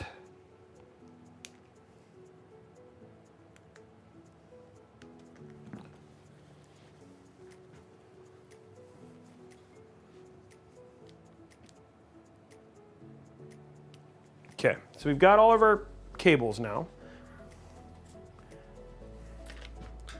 I think this is going to go on, it's going to go on like this, so make sure that works.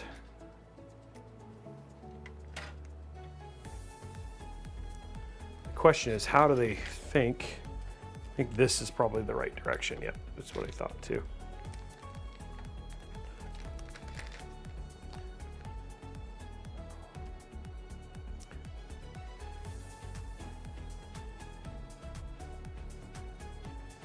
Feels like it's the right call.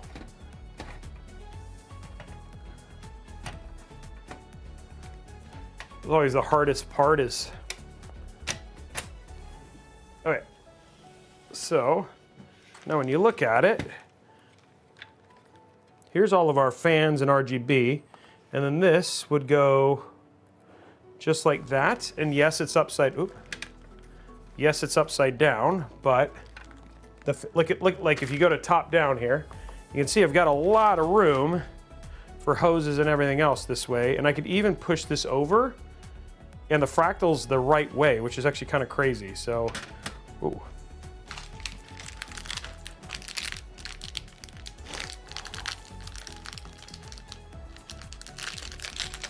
Always just so tight in this world when you do these things. It's just like always. You're just like, oh my gosh, I just gotta.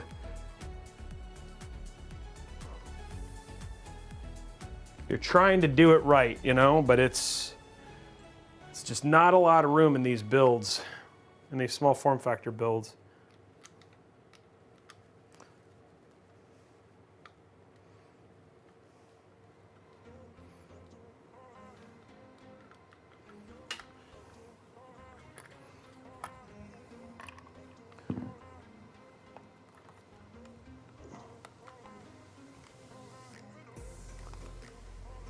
Okay, here we go.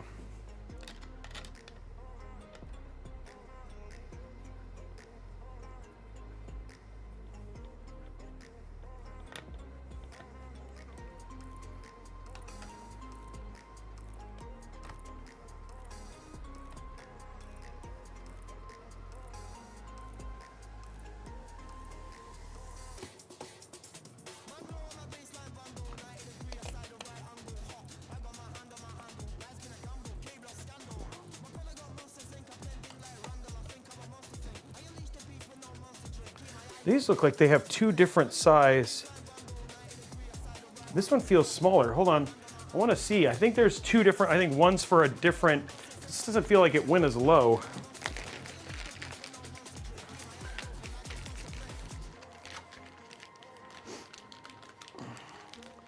No, Dorian the Critic. No, it's not. The 4090 is not better than the 5090. The 5090 is better than the 4090. The 4090, the 5080 is worse than the 4090.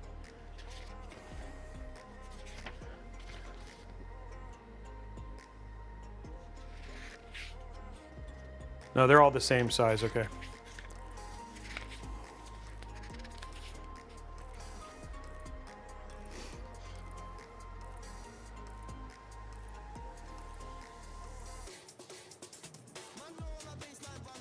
Yeah, those are both the same size, okay. I mean, it's on there, okay.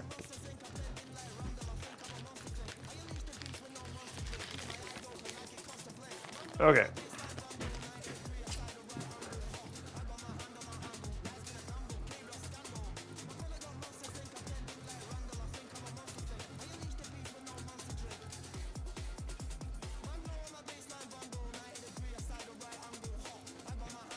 I think I want to push this. I might want to go one more set over.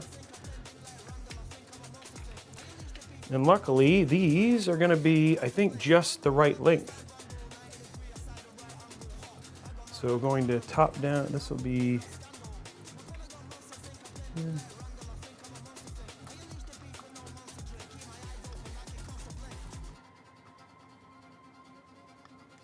There we go.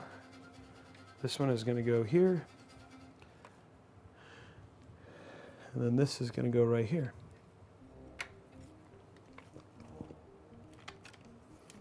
And then we have one more set that's going to come from the other side.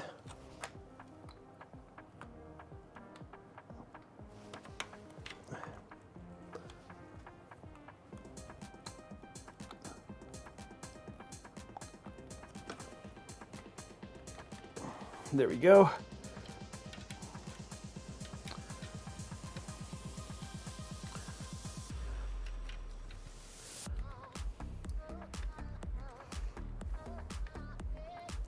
Uh-oh. Am I gonna have enough length here for this? Oh yeah, okay. A little worried, but we should be fine. We want some RGB, Robey.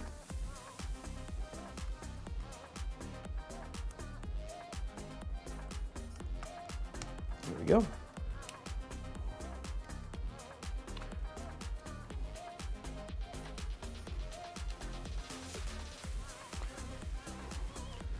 Always the way of things. So many blooming cables, guys. So many blooming cables.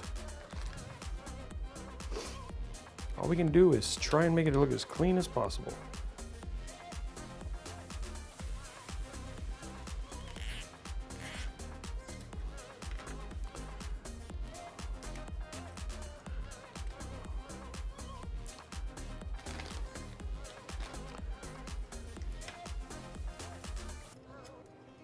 Technically, we have one more set of things that has to get plugged in, and that is our. We got one more thing that has to get plugged in, guys, and then that is just our last set of fans, which are going to come through the bottom here. So I'm going to work on those.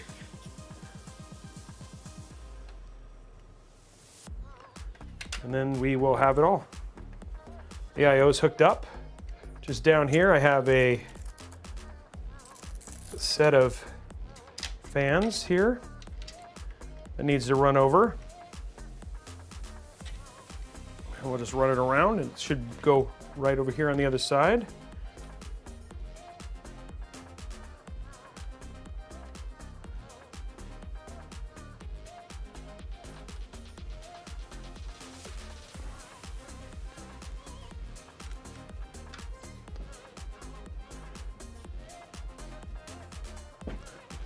Okay. Oh wait. Oh good. I was like, wait a minute. These are supposed to. I was like, these better daisy chain. Come on, Fractal, but of course they thought about that.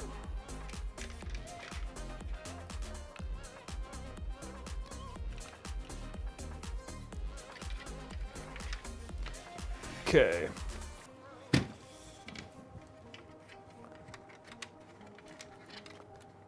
Before I do this last cable,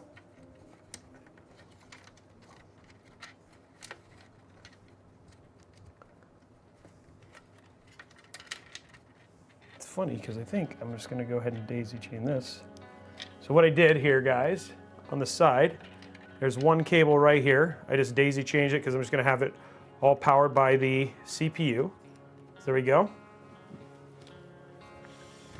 And then on this side, I'm going to work on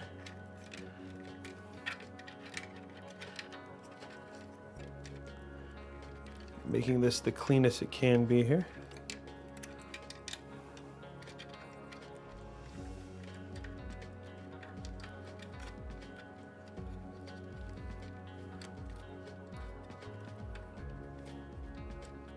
There we go, just like that.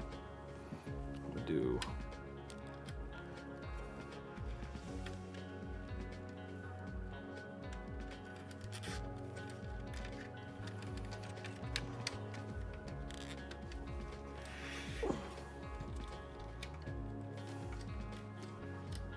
okay. All of our cables are run. All of our cables are plugged in, guys. We are literally at the end of this build. Now the question is, will it work? Which is always the question, right?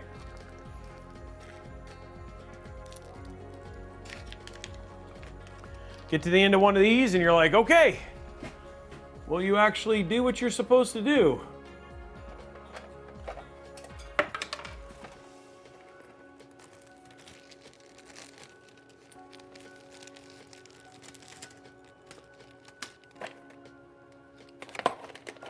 A part fell here.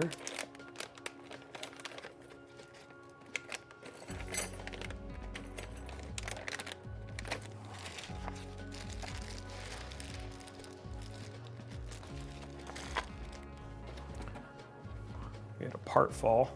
I was trying to put all of this stuff in a baggie. I see 4, 1, 2, 3. I don't know what part fell though.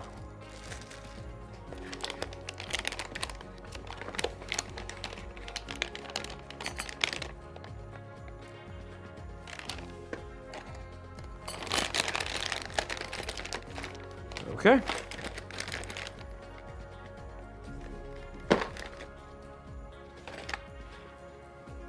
Oh, there it is. I did find it, okay.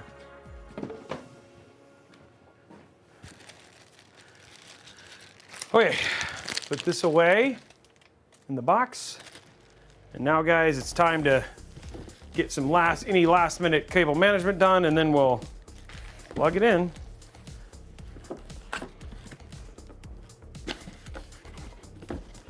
Turdog, just so you know, the 7800 XT, the one thing it will do on any AMD card is it puts it into compatibility mode and it drops the textures by quite significantly.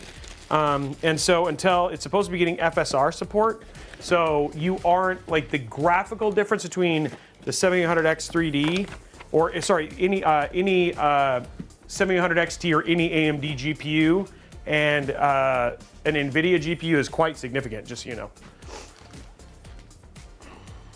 So, but yes, I will say that compatibility mode that they created though, it runs absolutely great on there, but it's just visually, it's quite different.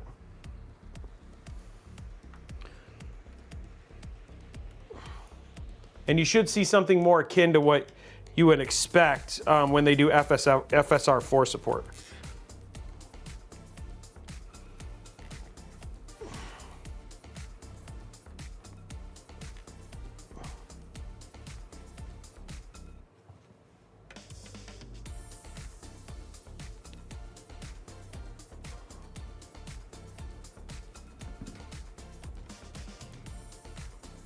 Okay, guys, there's your build. What do you guys think? It came out actually pretty clean.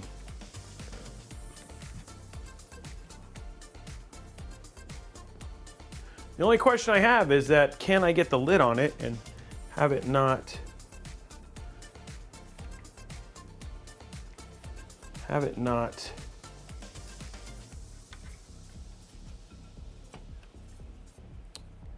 so this is the only problem we have right now. Actually seems to be the better thing is to do that. Okay. So that's our option for this, is to put the tubes like that. Okay.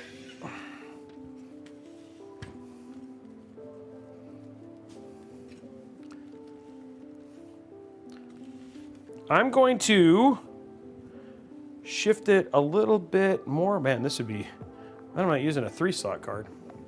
Okay, let's see if we can get the lid on here. And let it do its little force thing.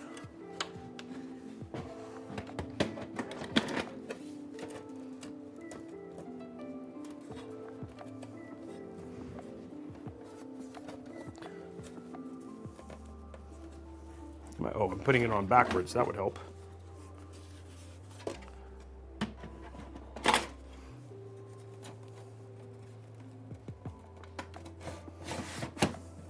There we go. It's in. There's the build, all sealed in.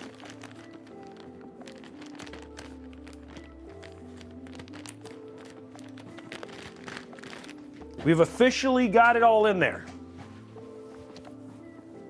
Let's lock it in. Put the top on. The fractal back there.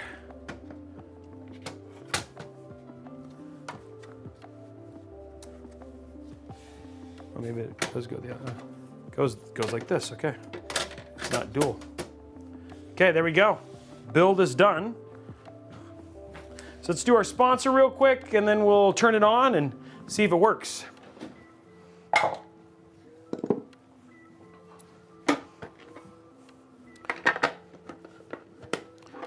This is a lot of power in a small package, guys. A lot of power in a small package. Zip tie count, yeah, we'll do that real quick. Ugh, it's much heavier now. Okay, let me throw this in the bag of this. Hey, No in Silence, thank you for the sub. Appreciate it.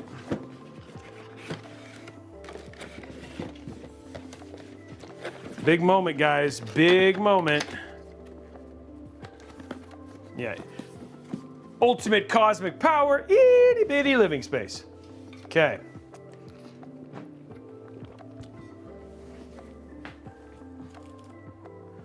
Okay, here we go.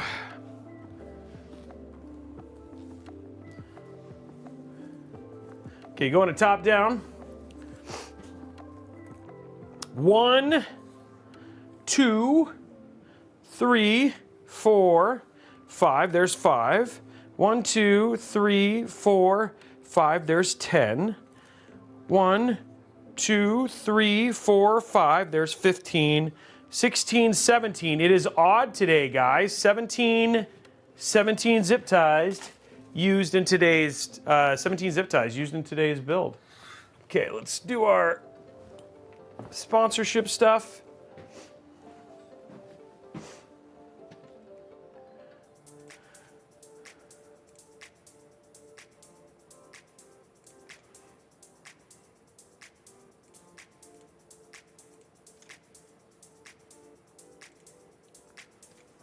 Hold on one sec, guys.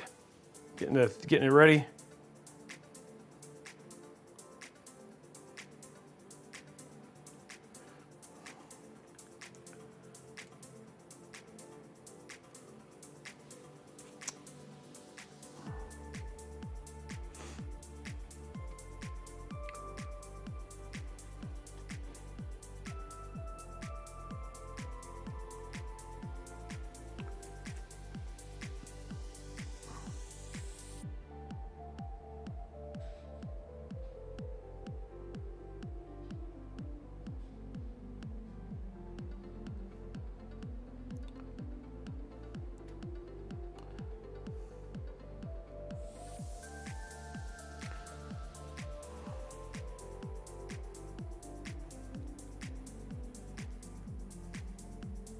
Okay, let me do this real quick. Okay.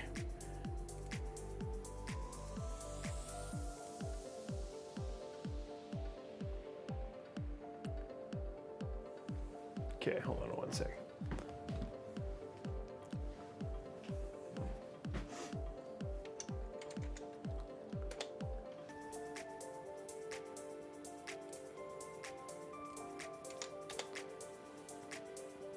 Okay.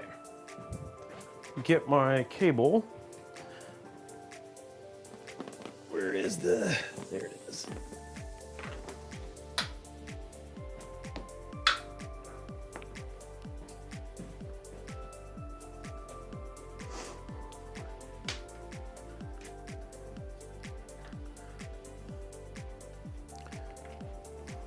There we go.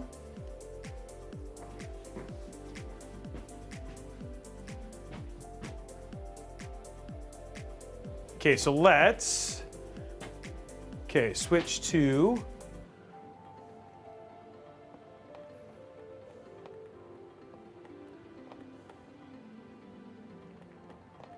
so one thing I did want to show you guys real quick before we went too far is this is the, we hadn't had pictures for this, but this is the 4090 system that we have for sale that we're selling for like $600 off. So if you guys want it, it's all it's done is shown here and been on the set. And so it's completely ready to go. We have details on that here in just a minute. So if you guys are curious, and that includes shipping and everything, beautiful system, and ready to basically get, to go to some good home. And that's what we try to do it for. So if you guys are interested, those are for sale. Those are for sale, and you can, this one is, yeah, it's a beautiful system. So it's not a viewer, somebody can just purchase it. We cut the cost way down. So if you're curious, you can pick it up, and that is it. Okay, so say for instance you get finished building a build like this, and you want to build, you get finished with a PC like this, and you want to put Windows on it, but you've already spent $3,900. Do you want to spend an extra $200 on a copy of Windows? But here at VIP/CDKdeals.com, you can pick up a copy of Windows for as little, well, we're going to buy the Windows 11 home version here for $30. So you just hit buy now. That's the NV7 Underdog. Here it is, $30. Hit buy now.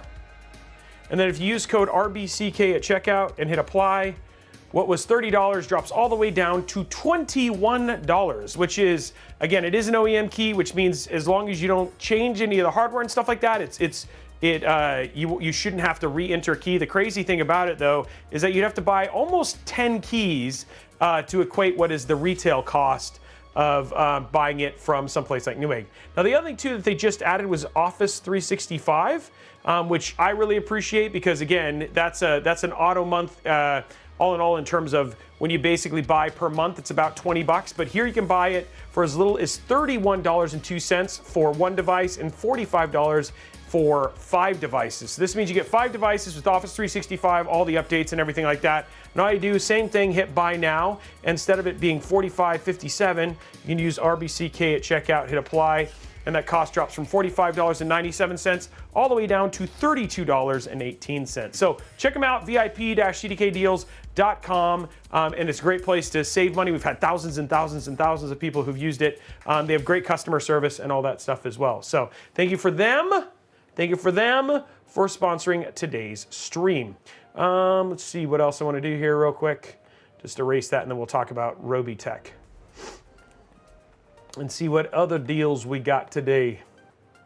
Okay, so other thing I want to tell you guys about. First and foremost, uninstall Honey, uninstall Karma. If you're using Karma or you're using Honey, not only is it stealing your data, but it's also robbing from cool people like us who work very hard to try and help you basically find parts and stuff like that. We've, if you can see, there's a bunch of lawsuits about this, but if you own the Honey extension, please, if you wouldn't mind, please remove it because you're stealing from your favorite content creators, especially for using us to do things like, basically find PC parts and all that sort of stuff. Honey essentially intercepts those links and steals them from us without you even knowing. And the other thing too is that they are working with brands. Instead of saving you money, they're trying to find you the most expensive deal. So all in all, you're the loser. Not to mention that they get to keep your data for up to 10 years and can sell that without your permission. So anyway, Honey or Karma, if you're using either one of those to help save money, please take a second, uninstall it, do yourself a favor, and do us a favor at the same time. Okay, last thing, Robeytech.com.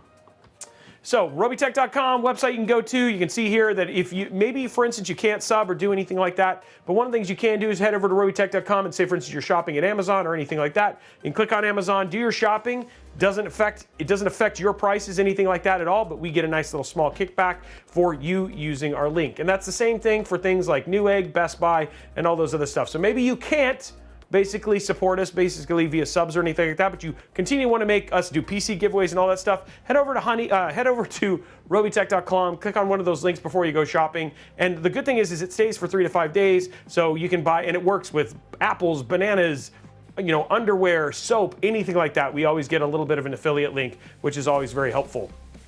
The other thing too is you might see a build or something like that you might like. For instance, especially as we do 5090 builds and stuff like that, you know, over to Robeytech.com/builds.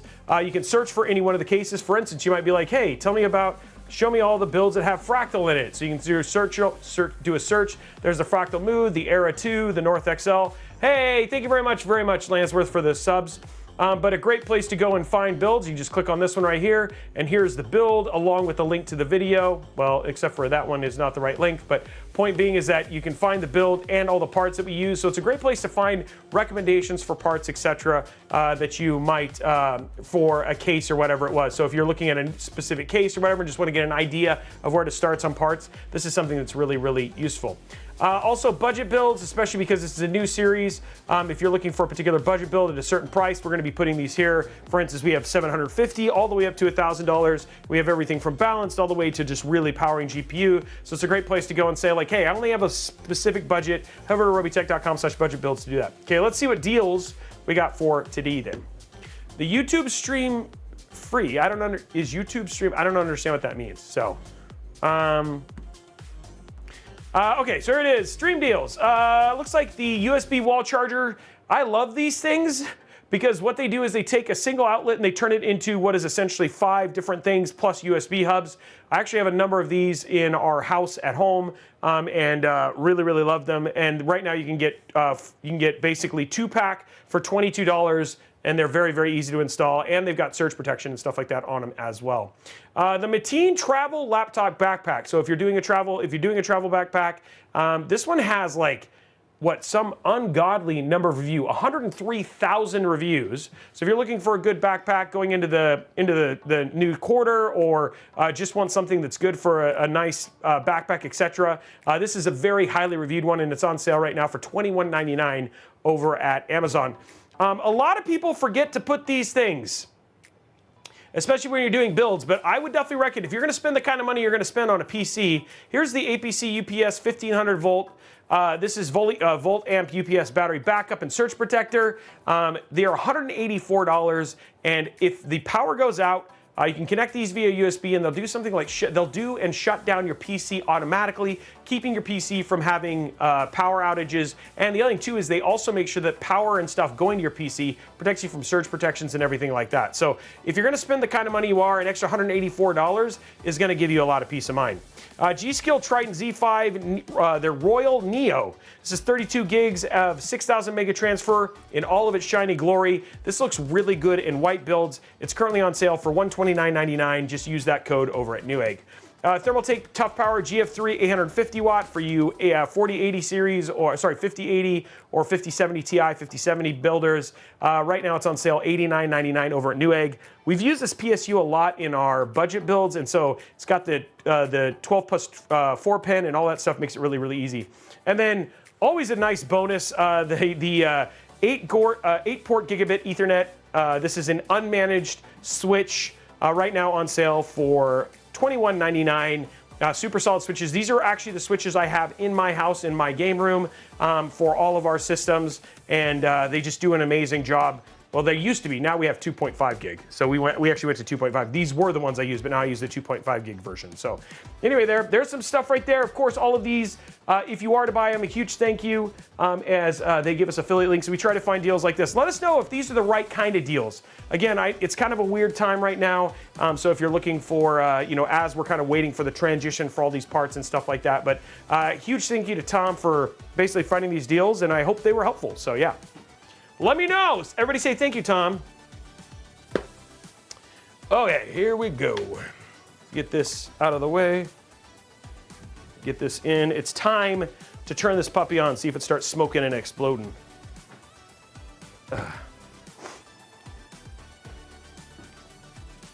Okay, here we go.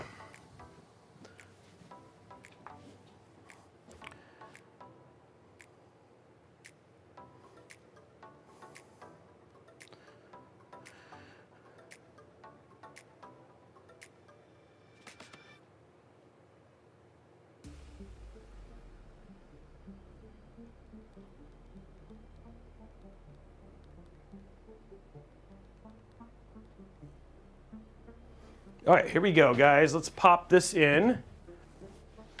Ugh. Okay, here we go. Okay, there's that. Let's grab our. We're just gonna throw the HDMI in for now, just so you guys can see the whole boot process.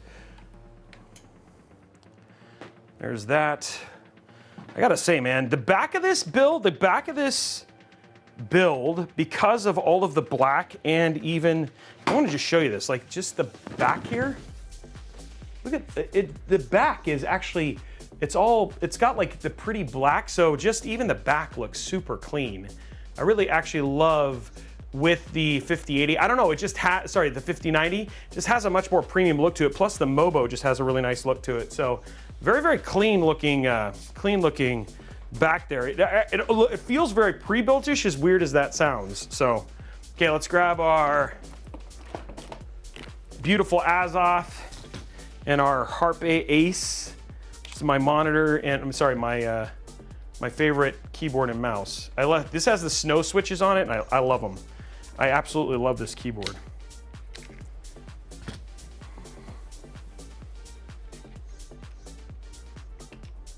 Okay. Oh shoot, did I turn on the power? Did I flip on the switch? I guess we're gonna find out if I turn on the switch, guys. Okay, here we go. Because I may not have.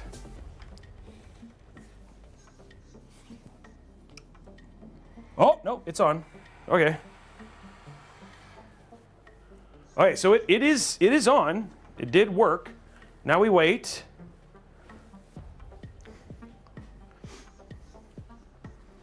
It is on.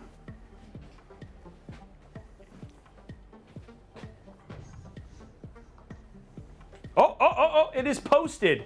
There it is, guys. It is posted. We are in and up so far. Let's go and jump into the BIOS really quick. Oops, let me turn on the thing. And let's see if we have any problems with the riser. Okay, so first thing we're gonna do is turn on Expo. Enabled. I see the AIO pump.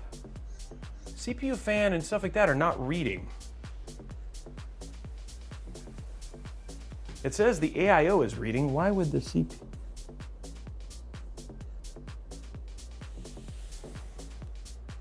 Okay, I'm gonna assume that this is fine, but it's weird because it's not showing any fans.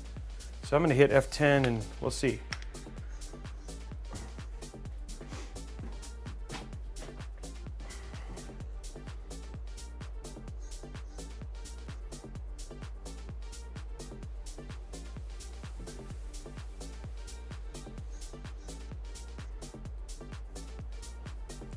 Okay, here we go, guys. So far, what are you guys thinking? What are you guys thinking, huh? Now, it might take a little while, obviously, because we just turned on Expo, so this is always a slower process on AMD.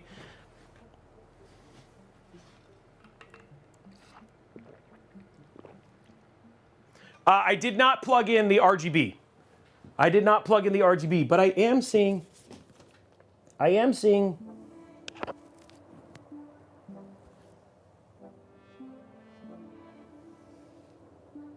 The fans are not spinning.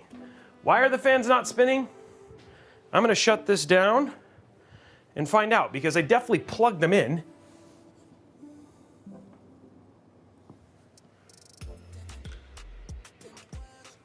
That was weird, because it's definitely plugged in, and it's saying that none of them are spinning, so.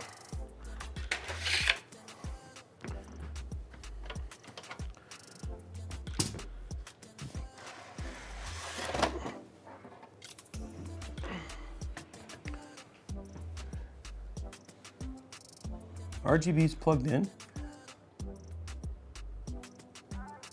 Did I like?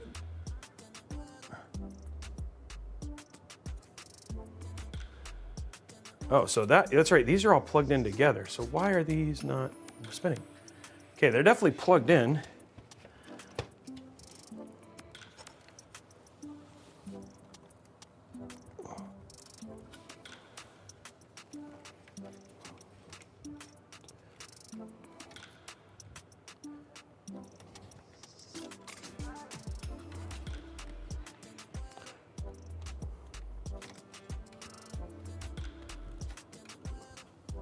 Oh, that's...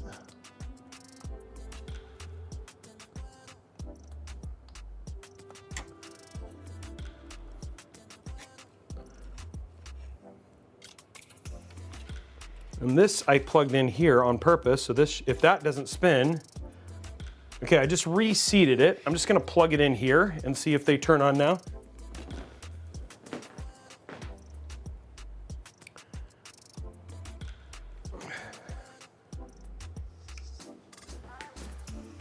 No, they're not spinning. Why are you not spinning?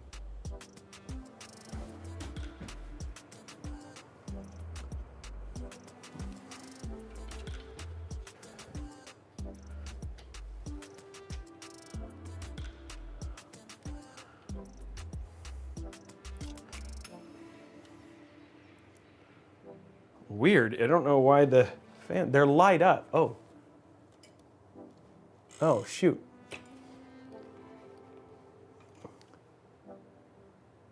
Oh no, the fans are spin. Okay, it was just this power cable was hitting it. Okay, so our power cable needs to get pulled out a little bit.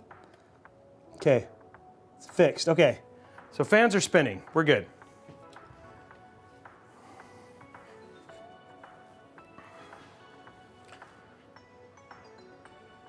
And they're spinning on the bottom too. Okay, cool, we're good.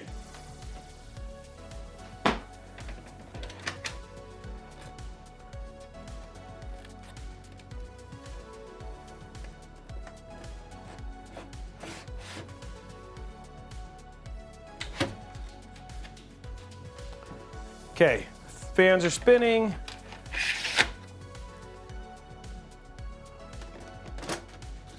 Okay, there we go. No, it was the plug was up against the actually up against the fan, so that is not the case anymore. The power plug for some reason got pushed up against the fan, so hence now fixed. Everything is good. But it's weird because it's saying it wasn't registering. It was spinning, but it says it wasn't registering. But we'll see now when we get into BIOS here what it says here.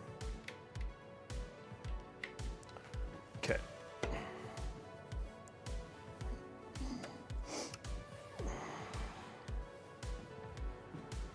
Okay, I'll plug that in here in a minute. Just gonna wait now.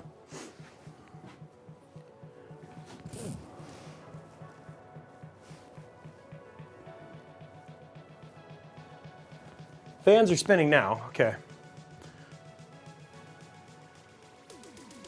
Okay, it is now going into the game, into the OS, that's good. So apparently whatever, I just wasn't seated all the way is the only thing I can think.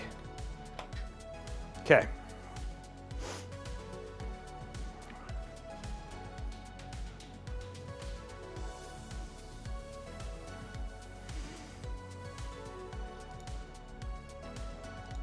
So one thing, I'm gonna reboot this really quick.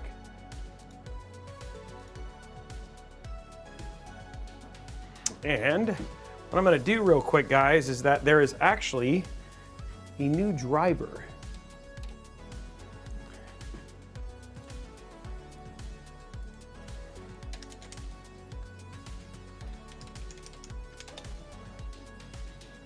So that I need to grab real quick.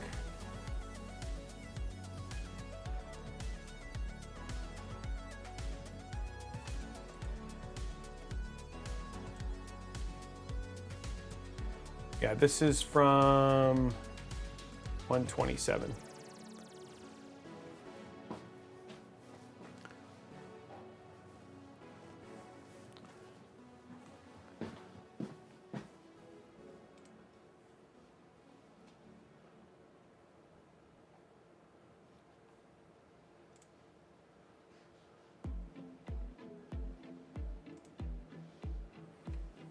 Okay, so we're in.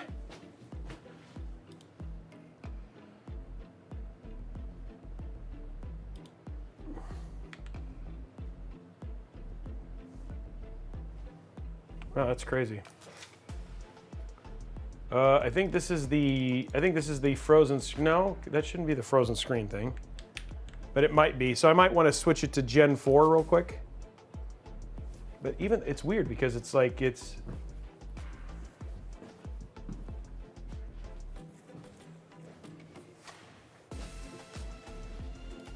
Oh, there you go. This probably needs to catch up. There it goes. Yeah, that's fine. Okay. We're gonna put a new driver on it. Okay, let's run as Armory Crate. And then we'll check our temps.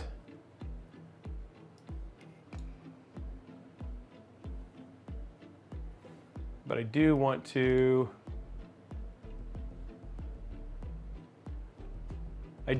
run the, oops, let me make sure this is, you guys aren't seeing what I'm showing. Duplicate, keep changes.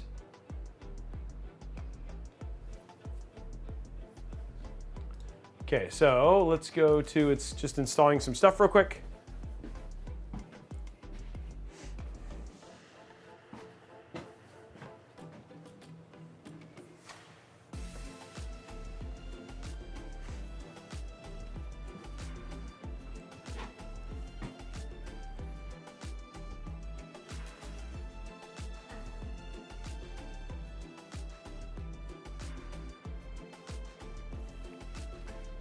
Okay, letting it finish its install, and then we'll run the auto stuff. This is always the little bit of updates and stuff like that. And then we're waiting for the download of the new driver. And then we'll take a look at some games, guys, and see some thermals and all that sort of stuff, which is what you guys want to see.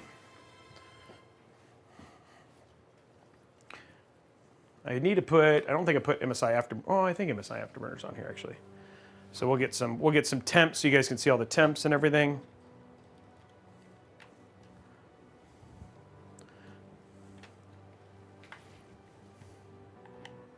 Now the one thing that kind of is rough, right, is that the sad thing is that you guys, it sucks because obviously you guys are going to see a lot of compression on Twitch and stuff like that, so it doesn't do the game justice, but you know, all we can do is what we can do, you know what I mean?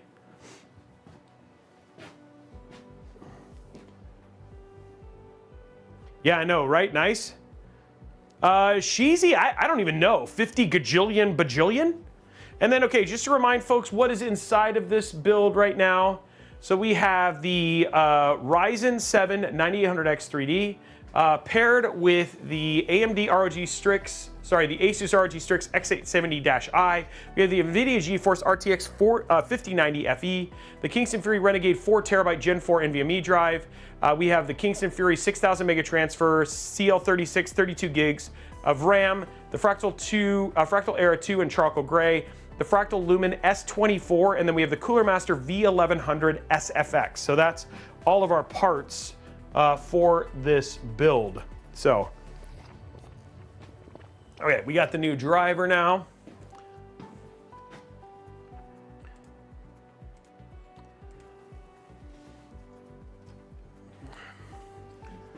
Let's just pop this in here.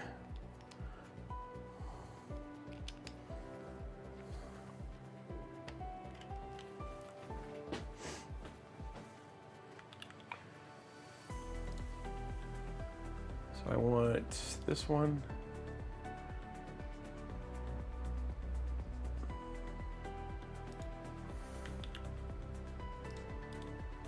There we go. Do I have MSI Afterburner? No, I do not.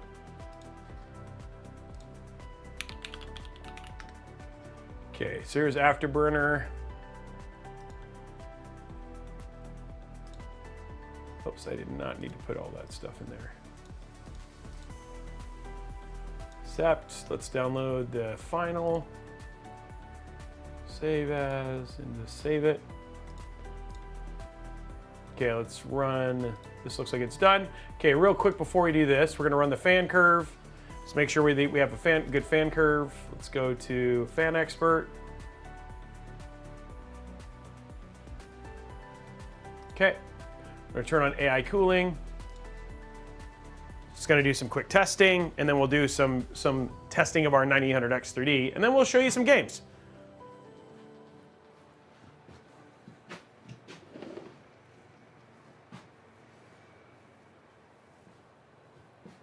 Definitely can feel the heat coming off of this thing.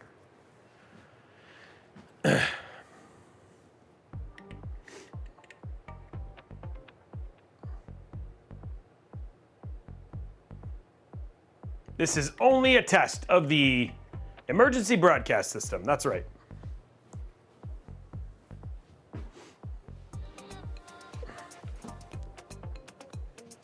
Okay, there we go. Okay, so now we've got that, so we're good there. Okay, let's take a look at, let's get, run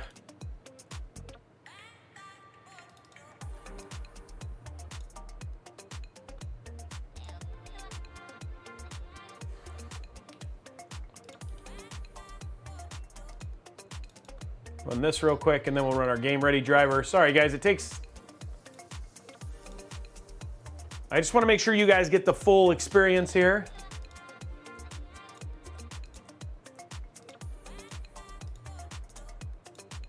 I didn't know I didn't have this installed. While I'm doing that, let's put Cinebench on here so you can see what temps, game temp, CPU temps are like. Okay, so I got Cinebench on here already, which is good. Okay, so I'm good there. And let's also make sure Steam is good. I just want to make sure these games are up to date.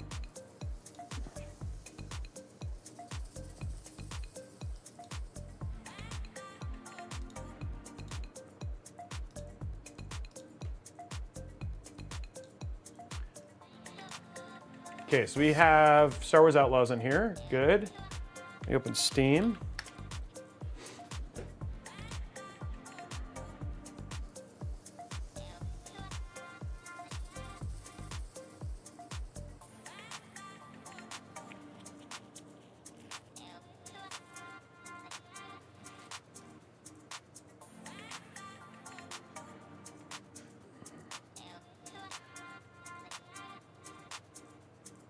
Cheesy, yeah, I mean, that's the best thing you do, or you just wait, right, until they come down. They will become more available again, you know what I mean?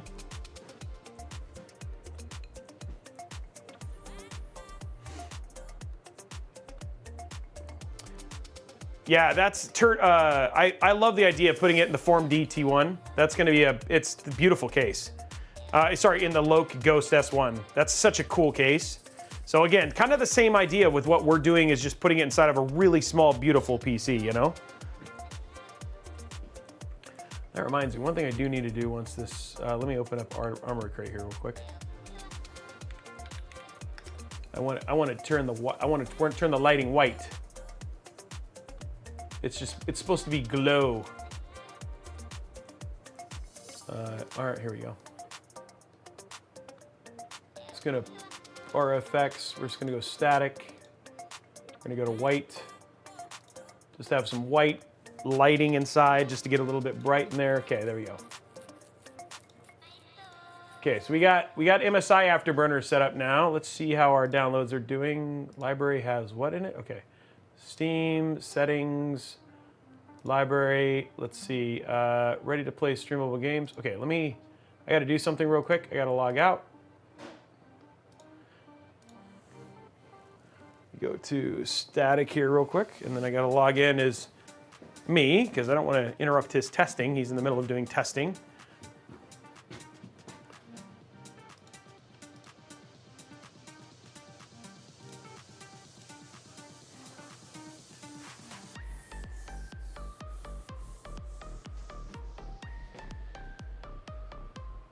Okay, here we go.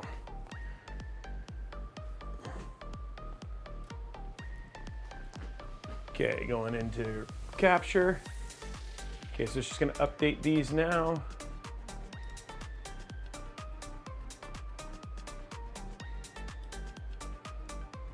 Manage, properties, betas. Just gonna go none. General. Okay, so it's gonna have to do some stuff there. What do we have here? Steam, settings. Let's go to, where is it? Library, ready to play, should not be in there. Okay, so we got these games are installed, which is great. Okay, so we're gonna let that finish. Let's go ahead and run. Let's go ahead and run, where is it? I wanna run, oh, the GPU, here, let's do this. Not from there. Here we go. Get the latest patch, get the latest drivers, and then we'll set up MSI Afterburner, and hopefully by that point in time, everything will be up to date and ready to go.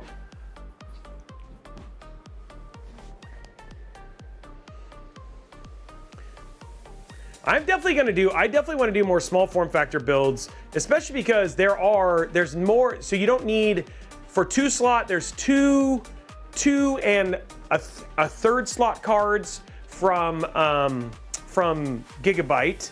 And then there's definitely some 2 slot 5070 Ti and 5070 cards, right? So there's definitely lots of room for small form factor. But I mean, the thing is like our Tikis and all that sort of stuff, we are for sure putting 5090s in those. If we, as we get FEs, which will take time, but I'm patient. Okay, so we're just installing the latest driver, and then I will get. The only other thing that I'll have after that to do is just to make sure we'll get MSI Afterburner installed. Then we'll do all of our testing. So we're really close. So thank you for being patient, guys. It just always is a process here with this. I wanted to make sure we had the latest driver, the latest updates, all that sort of jazz.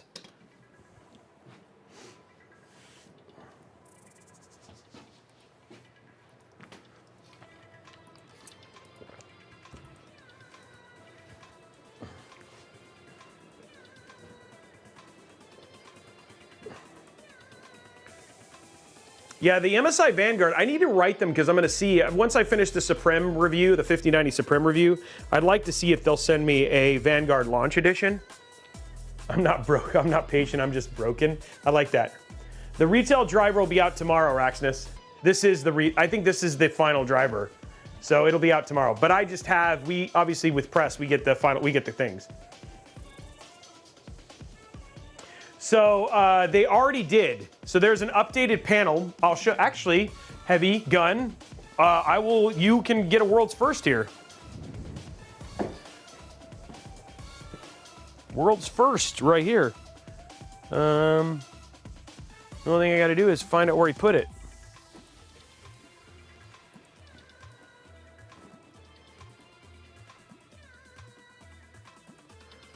We actually have one of the new Tiki panels that for the 5090, and it drops the temperature by 6 or 7 C. I just don't know where. I told him to protect it and put it someplace nice, and then he might have done it so well that I can't find it.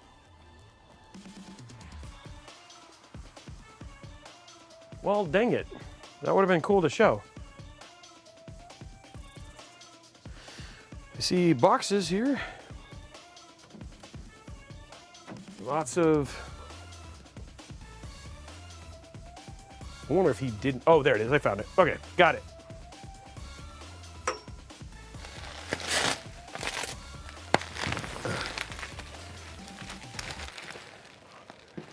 So with the Tiki, which of course you have to, obviously you can only get it from Falcon, but with the Tiki,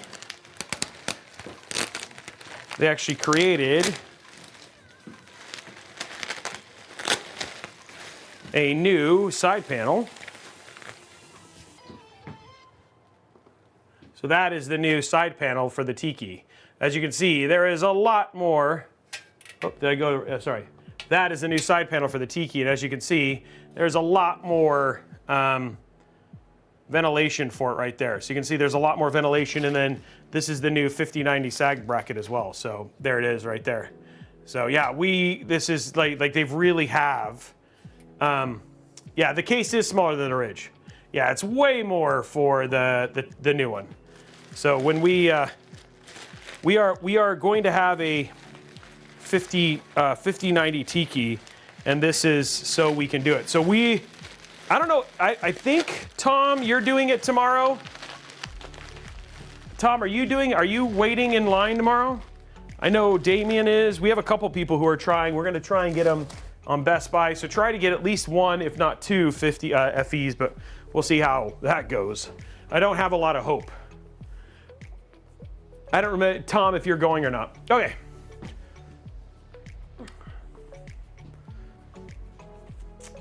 So it's doing the last little bit of patching here. It's just doing the patching right now.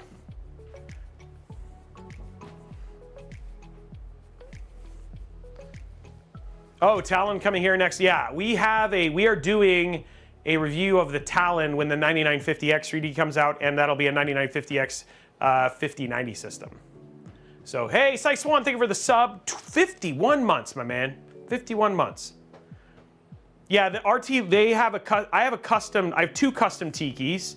I have the, yeah, if you want to know the difference, this is what he was talking about. Here, I'll show you. So this is the custom Starfield Tiki. And then if you were talking about you can see here, he was talking about the panel. Oh, sorry, here it is. See the panel on this one? You can see now it has holes on the new one all the way across, right? So this is the Tiki, and you can even see this is the Fractal Era 2. Wow, that thing is putting out some heat. And then this is the Falcon Northwest Tiki. So it's a little bit taller. It's thinner than the Ridge, but it's they're going from there, yeah. So no, waiting in line at Micro Center. So I think Tom is waiting in line at Micro Center, and Damien is waiting in line at Micro Center. So yeah. Ugh. Yeah. Ugh. All right, so we're just waiting for the last little bit of patching. It's not warm enough. It's warm enough in terms of I can just put my hands on it. It's not that warm. Our FLIR is in the other room, so. Yeah, I think there's two people. Let me see if Tom is doing it. I'm gonna ask him. I think he is. He might have gone to bed already, who knows?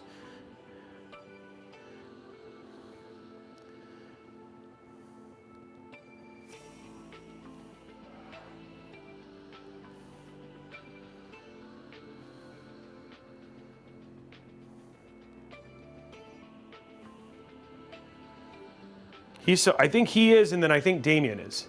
But yeah.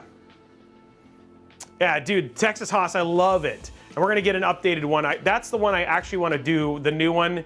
I think we can do a 9800X 3D inside of that one. So we're gonna do a 9800X 3D 5090 system in that. I heard that they are doing them, but I heard that Micro Center will have FEs. Somebody had told me that, so I mean, it's funny because I don't really want any of the other ones. But Best Buy tomorrow. All right, so let's clear this here. Okay, so now guys, we can finally do some testing. But if that's true, so it says MC said they won't at launch tomorrow, just Best Buy. Okay.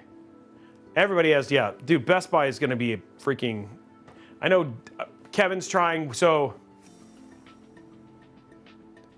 yeah. What I don't need is a 5090 from anywhere else. Okay, so let's see how temps are, guys. So let's go ahead and throw up CPU ID, and let's do Cinebench first.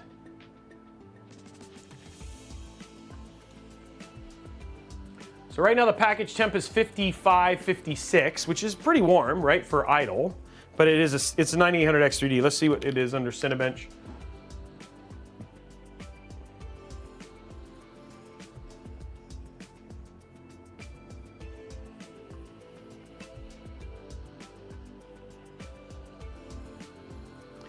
Yes, it is, Sem. It is enough. Okay, here we go. Okay, file, advanced. Here we go, 10 minutes. Go multi-core, and let's see how this does. Whoa. That seems, see, this is what I was worried about. I actually don't think that, I think this is actually a, I think this is how it's seated on here. I don't actually think this is a AIO error. I think this is a seating error. I didn't feel like the seating of the CPU on there was very good. Because I don't think, like, it jumped way too high. Because I don't think this is a GPU problem. I don't think this is a cooler I don't think this is this case can't handle it. I think this literally is I feel like the seating of the 240 on here isn't good enough. Like, it feels like, yeah, going from there. Because it's only pulling 137 watts. Okay, let's stop this. We're gonna look at this. We're gonna look at if it's seated very well on the AIO.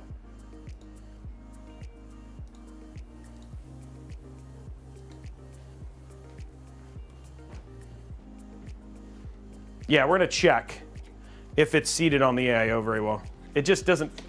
A 240 should be totally fine for a 9800X3D. Luckily, getting into this build is really straightforward.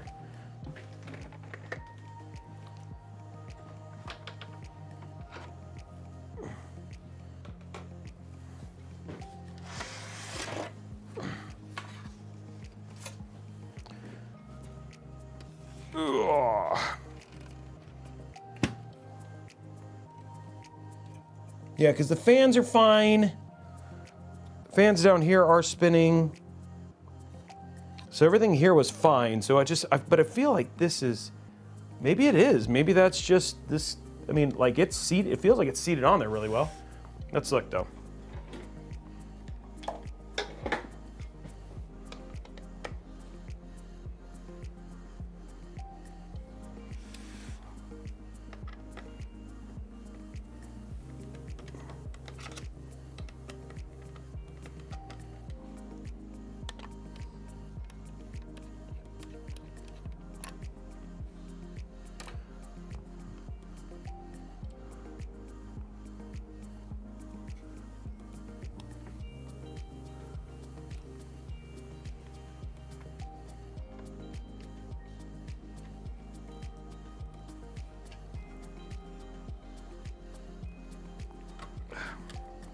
No, look at that. No, that was it's good. Definitely covered the entire AIO. So I wonder what we might do is see if PBO is on, and then do PBO and set it to a lower PBO. I'm really surprised that this is being able to not cool this very well. But this is the first, yeah, I haven't used an AIO from Fractal in a long time. But I'm gonna reseat this, and then we'll probably do some PBO, and just do the PBO setting that sets it that it won't go above 90. I'll be honest, guys. It could very much be ASUS doing its ASUS things with Mobo. Maybe. I don't want to say that. I'm just really surprised that a 240 is having a hard time cooling a 9800 X3D.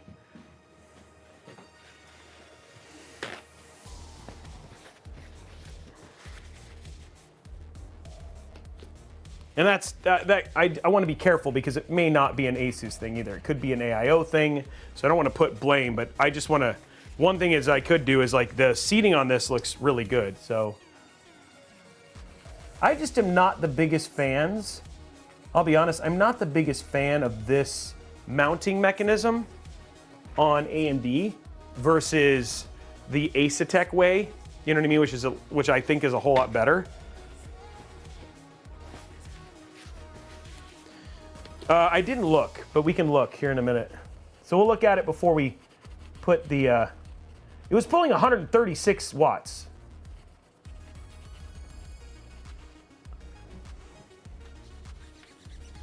Which is not a lot.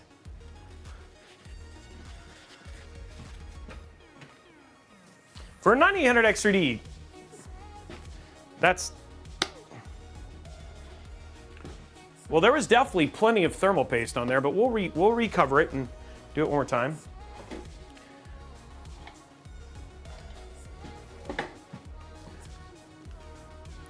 Yeah, I do too. I prefer the Asetek way. You just get a much better, seat on there that way.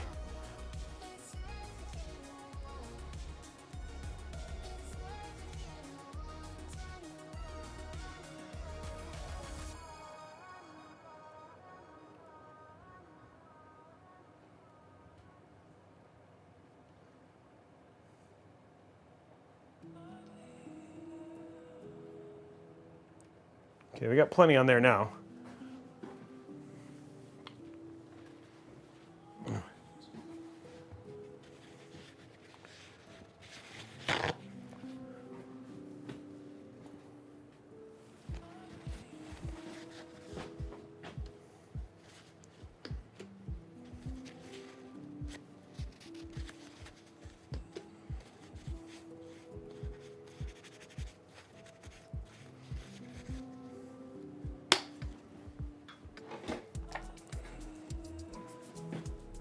Okay, there was a lot on there before, but we'll do it again. At least we verified that it is definitely seated. It had a good cover of the AI, like the AIO was, the CPU was definitely fully covered.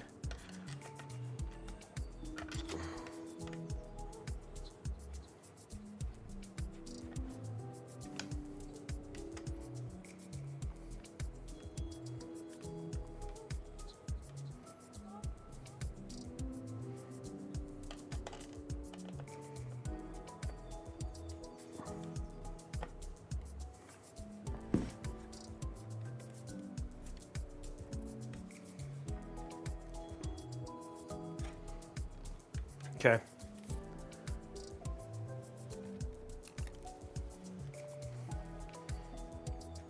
Okay.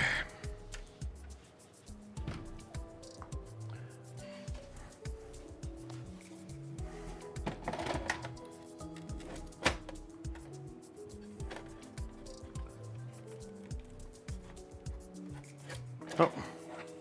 I got it. I keep trying to put it on backwards. I haven't like looked at it this time. I was like, oh yeah, that's the right way. No, it wasn't. Okay.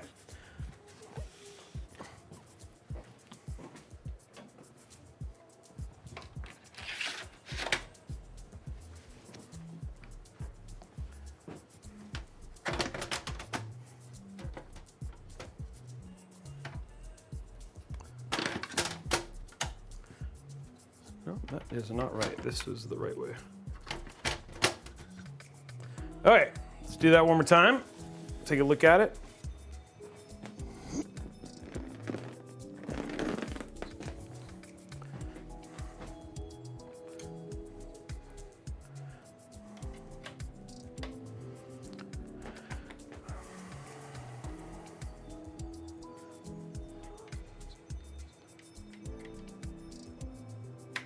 There we go.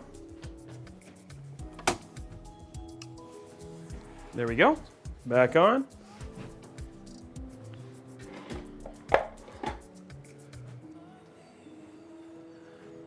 That was tight. That was all the way until it stopped, Motley.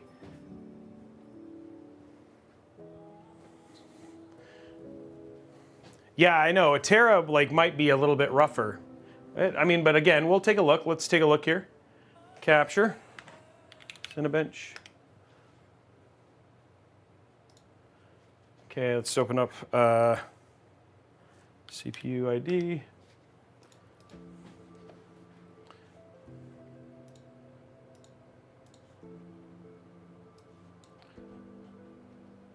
I mean, look at that. It's running 57 at 40 watts. So I don't, this doesn't, I mean, I don't think this is, I think this is just flat out I don't know if this is cooler or what. Yeah, 90, 91. And there it goes. It's going to get to 95. Well, 100, okay, it's staying below 95 this time. Nope, there it is. And then it throttled. It took a little bit longer to throttle this time. Okay, let's do this. Stop. Okay, let's restart. We're gonna go into the BIOS. Yeah, I'm gonna check PBO now.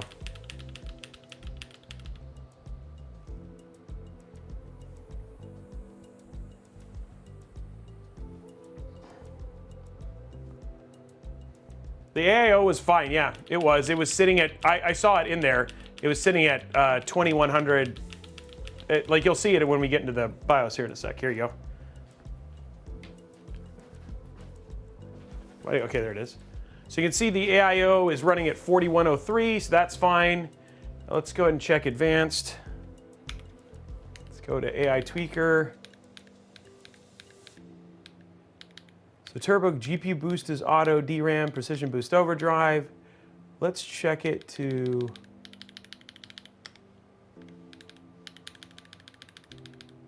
curve optimizer.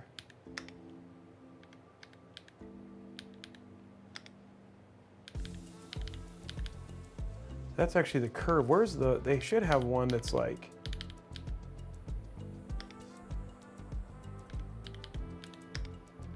oh. That's what I was looking for. So we could disable it, but I was gonna run it, and then usually you have,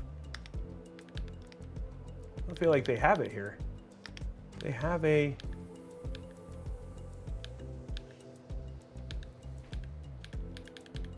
I thought usually they have what this thing that's like this PBO, and then what you can do is you can actually change it to,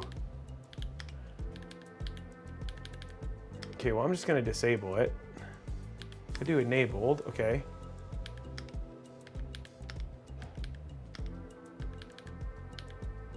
Oh yeah, let's just disable it. Nope.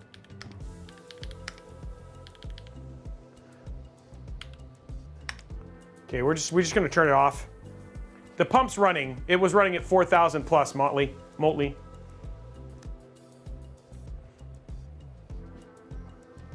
It's enhancement? Okay, I'll look at it one more time.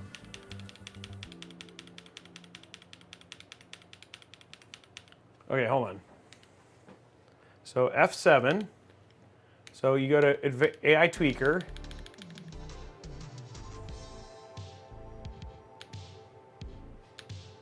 Go to PBO. And then here's precision boost is overdrive is off, but you say put it in enhancement? Oh, there it is. Okay, thank you. So let's put it at 80. Okay, there you go. Thank you very much.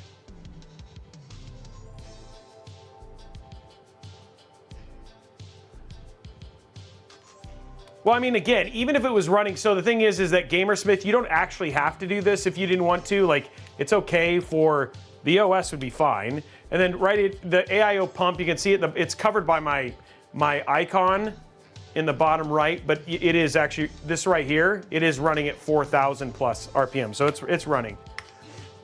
You don't actually have to change this because even it running that hot is not a big deal. But it's up to you. Hey, Kurosaki, thank you for the sub.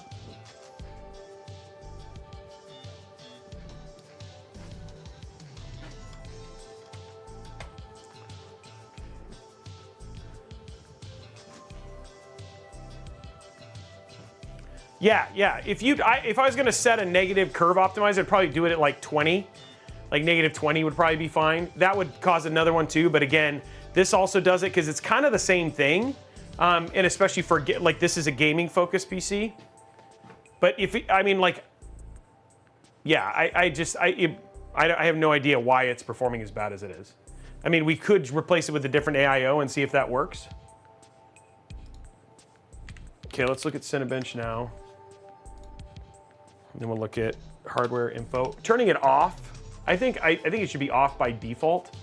I don't like that PBO is even on at the beginning because, like what you were saying, I don't want to tweak stuff to test it. Okay, so file, let's do 10 minutes, start. And then now it'll stop at 80 degrees. And it's just gonna sit there. There it is, yep, see? It's still running it, look at that. Like it's still sitting at, it's still going to 5,000. It's running at 109 watts versus 145. So it's getting up to 111.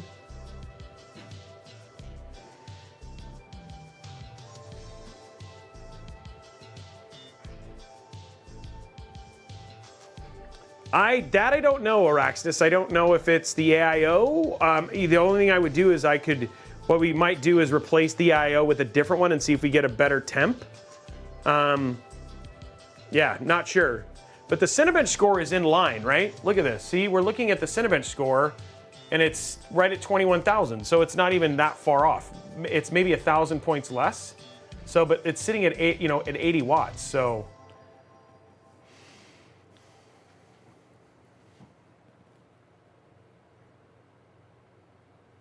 Yeah, we could try that and see if we could try it without the cover and see if it's an airflow issue. I mean, this case, the good thing is there's a ton of airflow through this case. Like if you feel this, like it's blowing a lot of air. So we could do it with the cover open and see what happens and see if it's an airflow issue.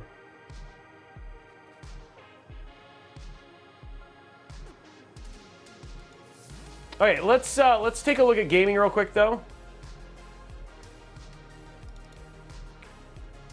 Throw some stuff at this so you guys can see some performance.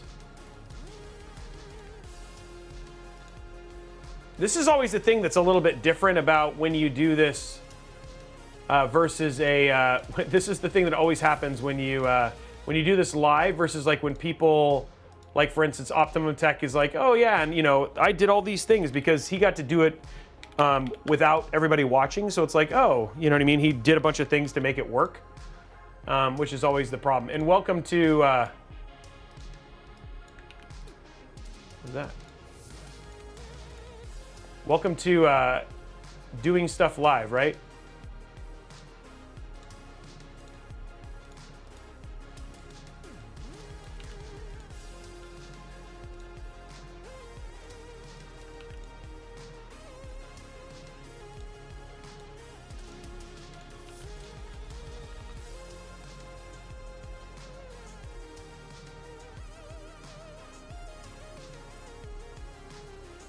Okay, let's do CPU usage.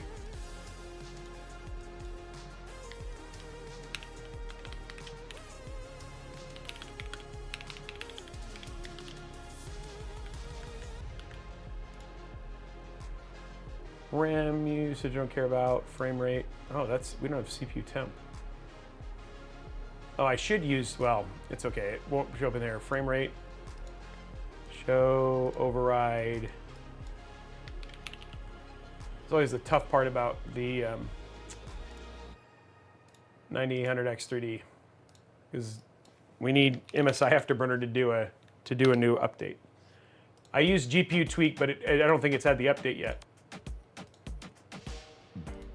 Okay. What I can do is this, so we can see what it is. It won't get above 80, but let's just see if it.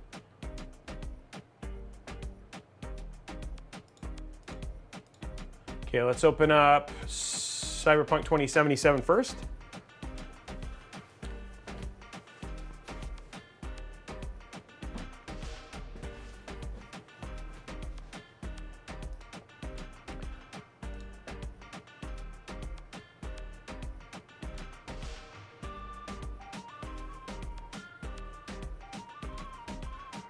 Okay, here we go. Okay, so what we're gonna do, guys, is I'm gonna you'll still be able to see. Let me make sure. Did I leave Afterburner on?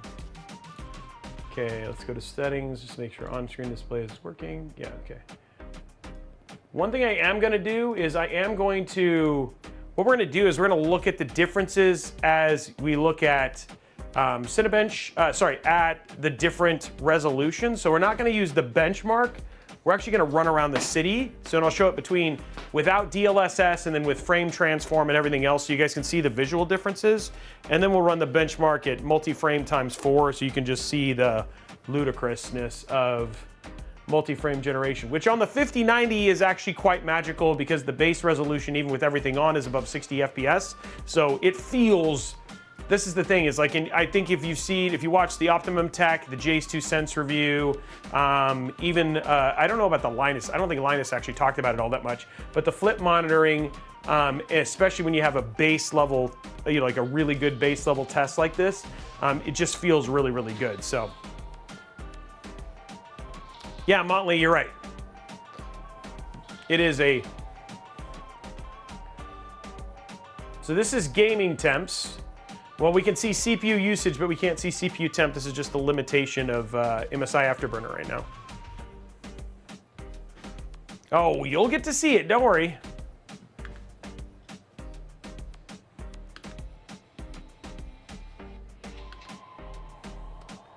Nice, so what we're gonna do is we're gonna go to settings. Right now we'll start with graphics. We're gonna go to Ultra.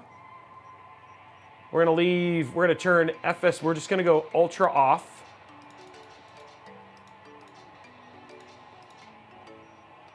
Okay, so everything is on off. There is no ray tracing or anything like that right now, okay? We're gonna go to, let's go to 4K. And we'll go to full screen.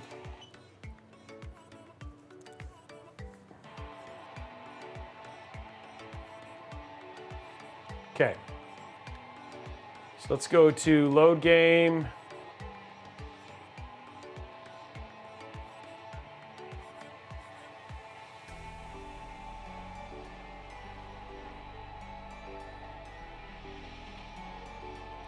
Okay, so we'll go to here, and then we'll just kind of look at the city as it goes right now.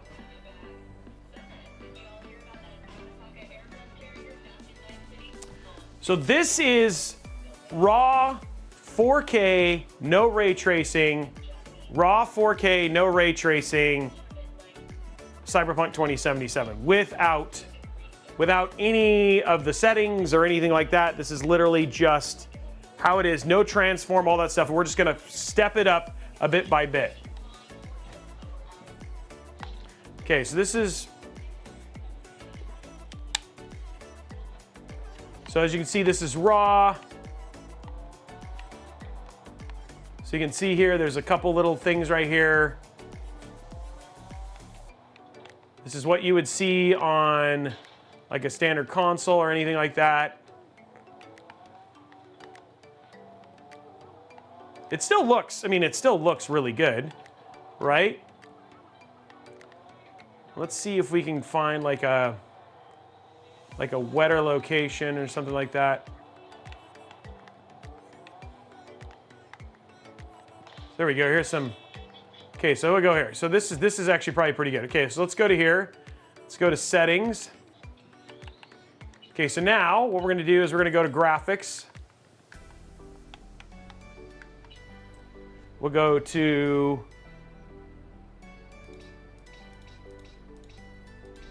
ray tracing high. We're gonna turn off, this is ray tracing high, ray trace reflections, sun shadows, ray trace shadows. We don't have path tracing on, and we don't have ray reconstruction or any of that stuff on yet. We can turn off motion blur.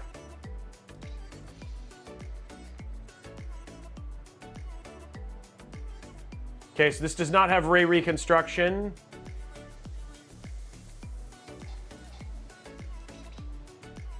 Does not have path tracing, and it does not have transform at this point in time. Okay? Okay, so now we're gonna go back and we're gonna look at this.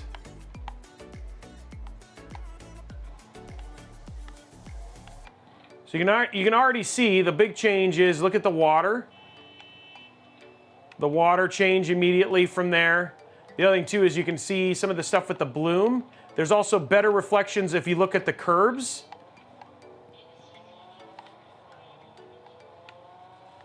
We're still getting 62 FPS, and this is not without ray tracing or anything like that yet. And then the other thing too is just reflections on the city in general are a little bit higher. And then other things too is that you'll start seeing things like sun rays and stuff like that. That's stuff that's new when you do ray tracing. Okay.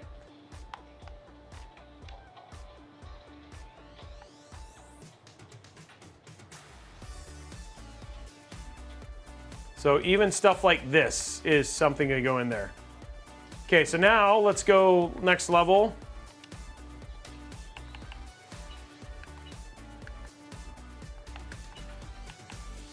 Okay, so now we're gonna go to Ultra. We're gonna do DLSS with Transform. We're gonna turn on, we're gonna put it on Performance. We're gonna turn on ray reconstruction, and we're gonna turn on path tracing, okay? So this is now everything on. And then already, I mean, look at, like, already just looking at the lighting from that is, I mean, looking at the lighting just on this area right here with all of those things, looking at the smoke, even the car reflections and stuff like that. Now again, we're only getting 93 frames per second, but like again, pretty big jump in terms of the, pretty big jump with all of this stuff on. So we'll jump in the car here. Even things like, look at that, like even the things like, look at the metal.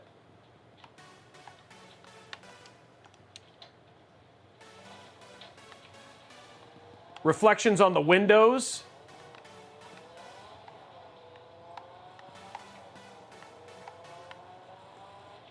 Like even, look at on the left, like you see how much more depth you get in reflections on the lights on the sides. And then as you drive, look at like the sun shadows and stuff like that.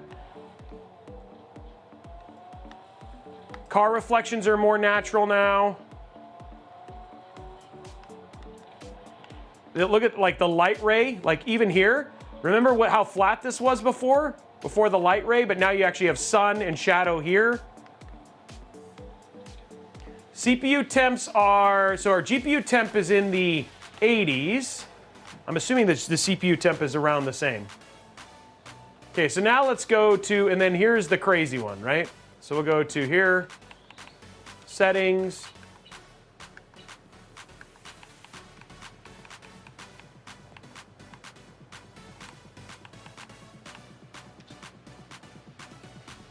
Shoot.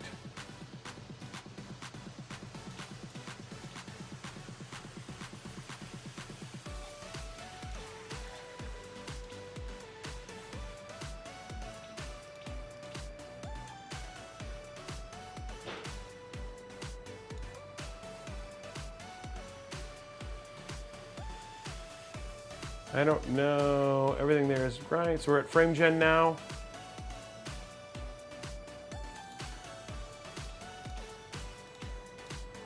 Huh, why is it not? It's not giving me multi-frame gen. It's got transformer model, performance.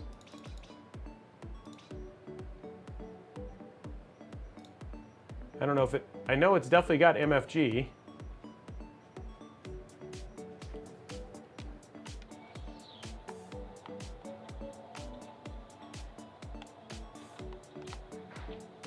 I mean, again, just if you did, so here, let me just show you this. Okay, so that's, pay attention, see all the stuff that you see here, like the reflections, all that sort of stuff. So I'll just keep it here, and then I'm gonna turn all this off again, okay?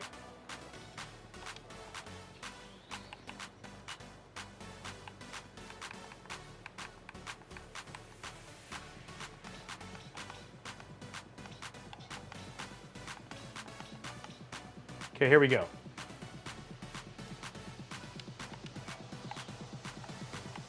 Look at the reflection. See, the reflections get dull. There's no light reflection on the car. The light reflection, on, like looking at the light there. And then again, we'll do the same thing.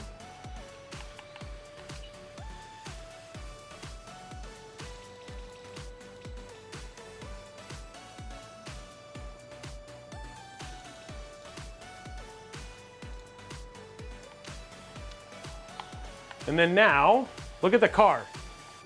Look at the reflections on the car, like just in the car alone, like off of the hood and all that sort of stuff. Like now, look at the reflections on the water. Like they're actually exact reflections. Like even just the reflections on there. It's so hard to show, but it like graphically, it's just, it looks nuts, right, between the two. Robey, reload. They said reload the game settings. Oh, I see what you're saying. Okay, so I'll reload it for FrameGen. Okay, so I'm gonna go here, just make sure it's loaded. Okay, so frame generation's on, but I'll quit the game and then do it again.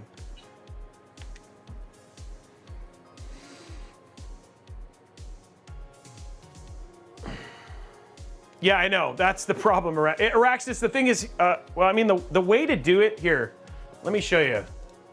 I guess this is the way to do it. Hold on. YouTube. I don't know, and I don't know if people know this is in our. Let me just make it this way. So down here in here is iCat, which I gave you a link for. And then I also gave you guys this, which is all the raw videos. So you can go to here, and if I go to back here, this is in my video, and just hit download.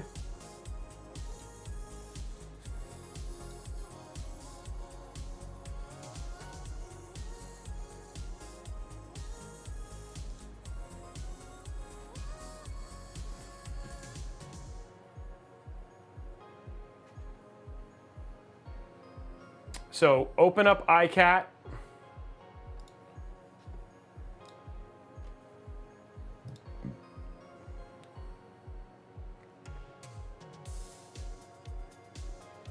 I might be able to get these faster off of our FTP. 1 second, guys.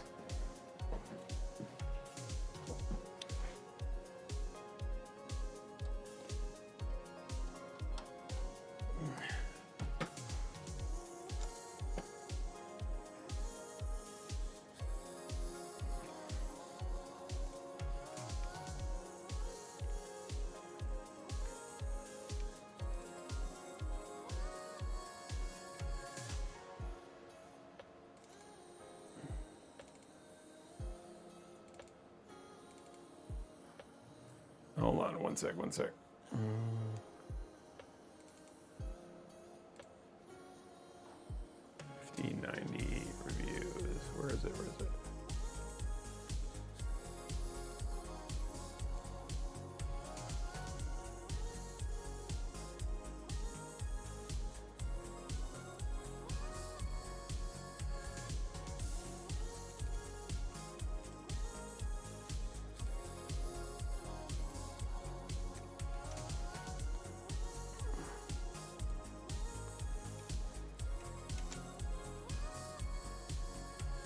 Yeah, it's 2 gigs.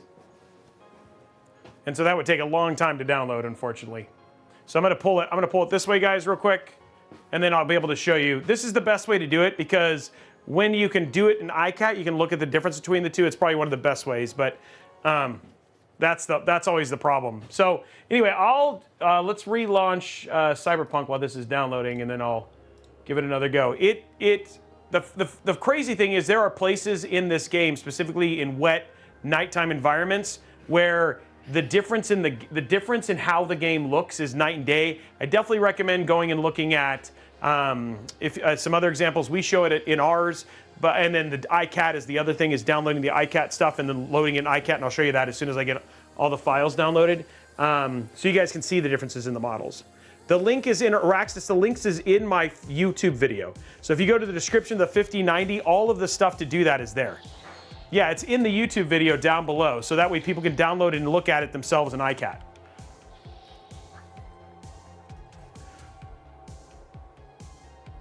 I mean, it does, but the thing is like, the sad thing is that through this, it just makes it really hard because it's still compressed. But the problem is that if you see it side by side, it's way more insane.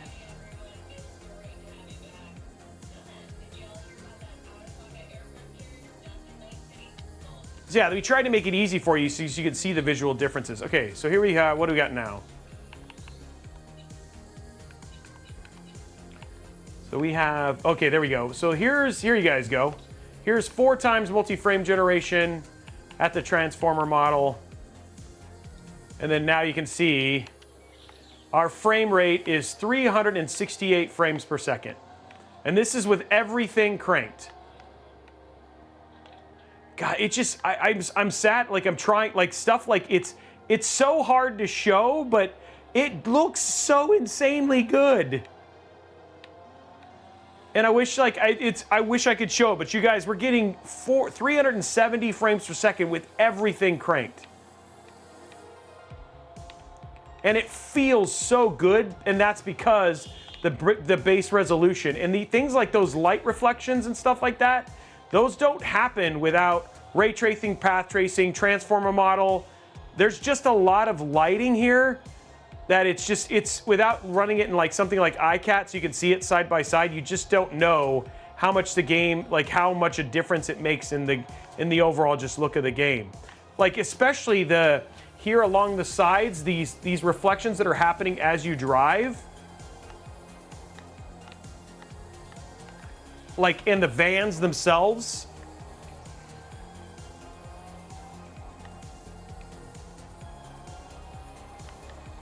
But the feeling, especially at least at this resolution, is actually pretty insane.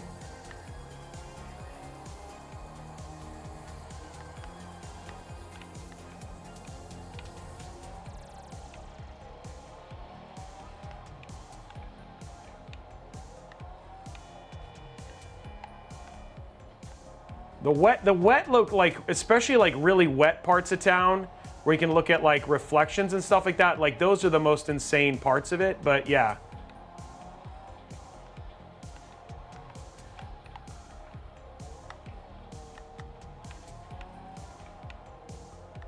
So anyway, that is, so that'll show you that, I mean, like again, it's just one of those things that trying to show you and then showing you what multi-frame gen is. It's just like, it's one of those things that's just so hard to kind of get across. Oh, this is 4K. Yeah, this is 4K, everything cranked on, yeah, 4K, everything cranked. This is multi-frame gen, yes.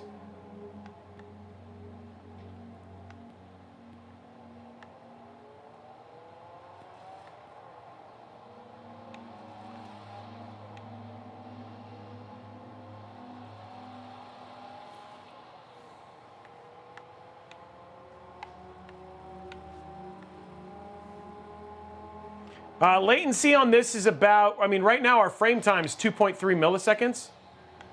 And then, but latency is about 30. Oh, it's turning me around, sorry.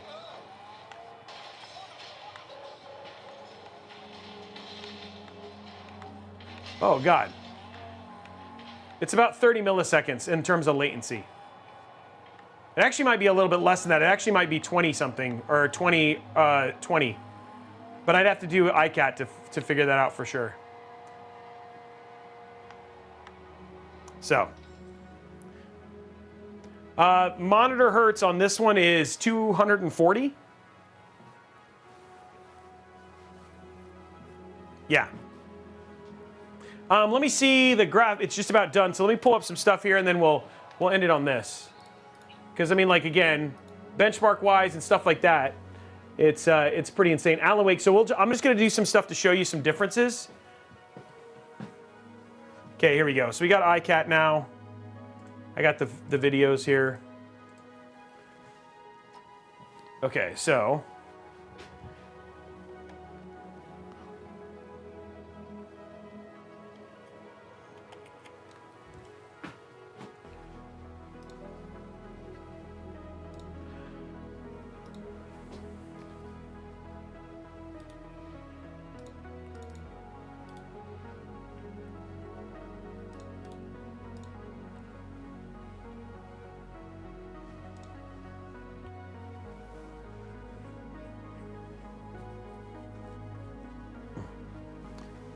Thank you, Sergeant Nobody, for the sub.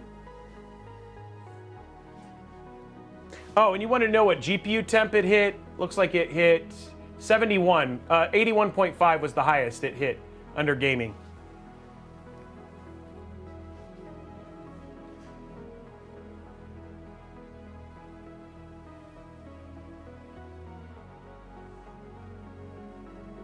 Okay, so what you do is we have iCat here.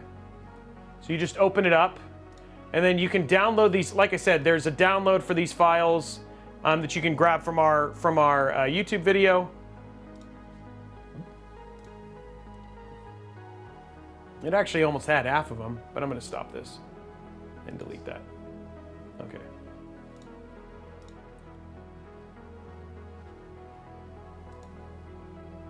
Okay, so we're just going to let this finish, about 1:30.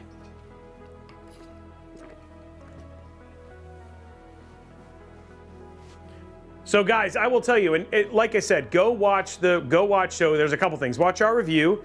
We actually had Covent play Marvel Rivals with it. Like his with Nvidia Reflex, his latency was less than 6 milliseconds, and he was like, guys, we're doing a longer term, so you'll be able to watch Covent. He's going to be playing on the 5080 with frame gen just to show at 1080p how much like having those additional frames. He was getting like 600 frames per second at 1080p, and he was loving it. So yeah. Hey, Trouble Minded, thank you for the subs. So you can do it if you have the base frame rate, then multi-frame gen actually ends up doing a really good job. Motely Aces, these things can run at max temp the entire time. I think it's just people are used to things, but I mean, like CPUs don't have any issues with this. And this is a small form factor case too. So, I mean, it definitely is putting out heat, I'll tell you that. And I don't think it was 80 constantly, I just said it hit 80.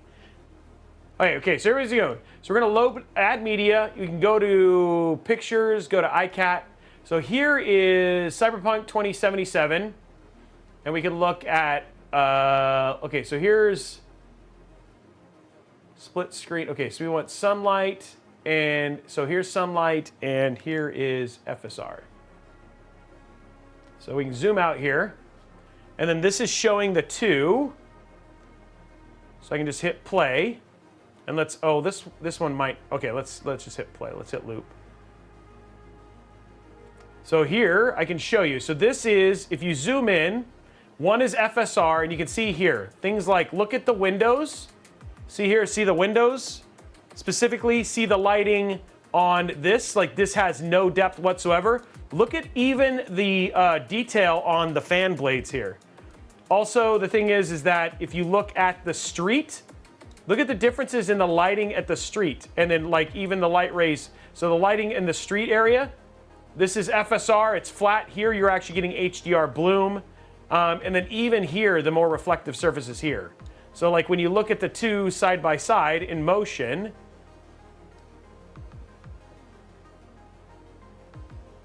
see what I mean? Like there's just, these are the kind of details that you just don't see in between the two. Yeah. So let's do another one. Let's do a new project. Don't save, add media. So here is cars. So here is reflects AVI, and then here's FSR. So here's the reflections. Look at the difference in the reflections here. Look at the difference in the reflections just here. This is FSR versus DLSS4. Like again, big differences in just the reflections and stuff here in terms of this stuff. Even the reflections, even on the cars as they drive by and stuff like that as well. You're just getting way more reflections even on the cars. The problem is that you don't have the same cars, but we can show you here, at least in the static side, what the difference is graphically between the two. Yeah. Let's do a new project here. So here is Alan Wake 2 at DLSS versus FSR. So the big thing here is, and I know this is kind of dark, but look at the difference in, oh, wait. Look at the difference in the graininess of the rain reflections. So this is FSR, way much more grainer. This one is probably harder to get in there versus on the left side. So just even the lighting and stuff like that from the reflected, but the graininess of the details off of the reflected water. And then we can do, where's the car? Car comparison. Okay, here's Cyberpunk car DLSS, Cyberpunk car FSR. So this one we gotta move it a little bit here. So I'll move this a little, I'll hit the play.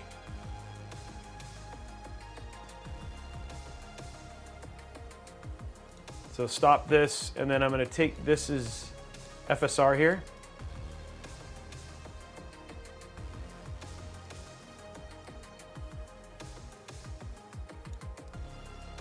Okay, so look at the difference in the lighting of the two cars. And even in the reflections here, you know what I mean? So you can even look at that, like look at the crispness of the reflections, how much more lighting there is on the cars themselves. The lighting even on the street, right? You see what I'm saying? The lighting even on the street. And then when you put it in motion, like even the stuff that's going on there. So there's a lot of stuff that I think the problem is that when you don't have, unless you can see something like iCat, it makes it really hard to see the differences. So here's DLSS on Hogwarts Legacy versus FSR. So we'll just hit this on loop. But I mean, look at the highlights on the hair. You know what I mean? So this is FSR here. This is DLSS. So the hair is like a really, really big one. Even just the smoothness in the lighting over on the trees. You see how much cleaner the trees are there. So yeah.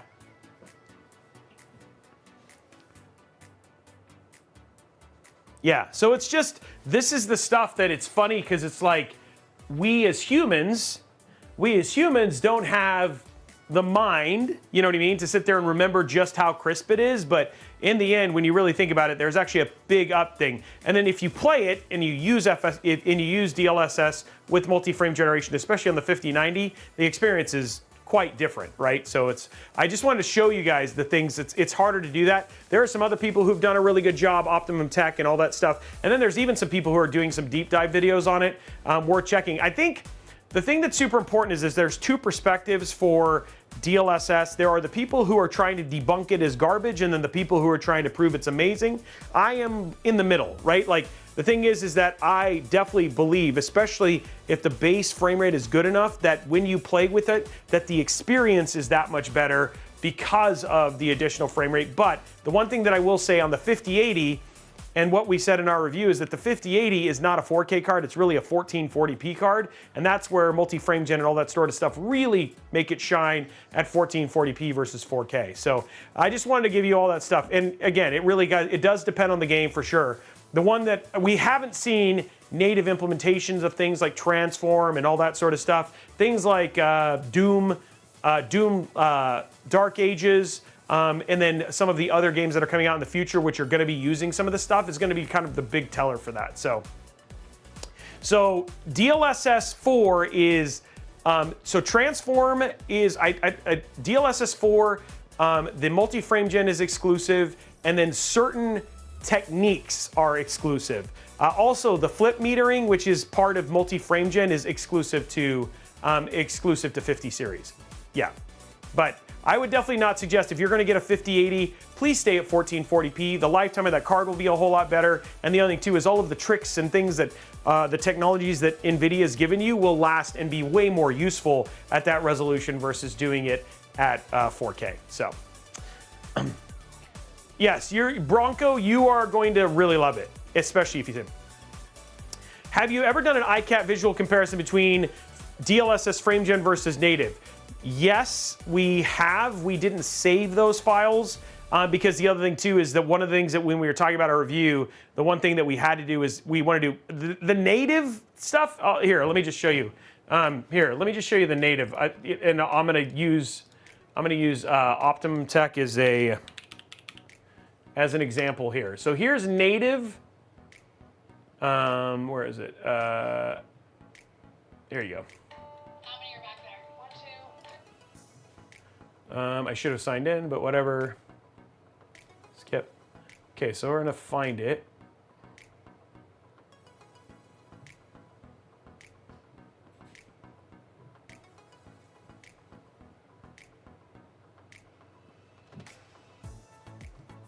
Here you go.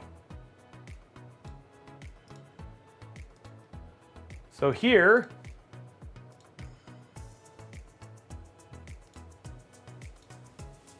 this is native versus frame gen. Like you can, I mean, like even all of the, this is ray tracing overdrive. I mean, just look at the sheer difference in the overall lighting and stuff like that. It's like there's oh wait, it would help if I actually show you, sorry. And it's so hard because YouTube just does a terrible job of it, but here's one example of the difference between frame gen and native on the left and the right. So here on the right is DLSS, and then this is medium from there. So that's, again, just giving you an idea of, those are about the only ones that I've seen in terms of, so.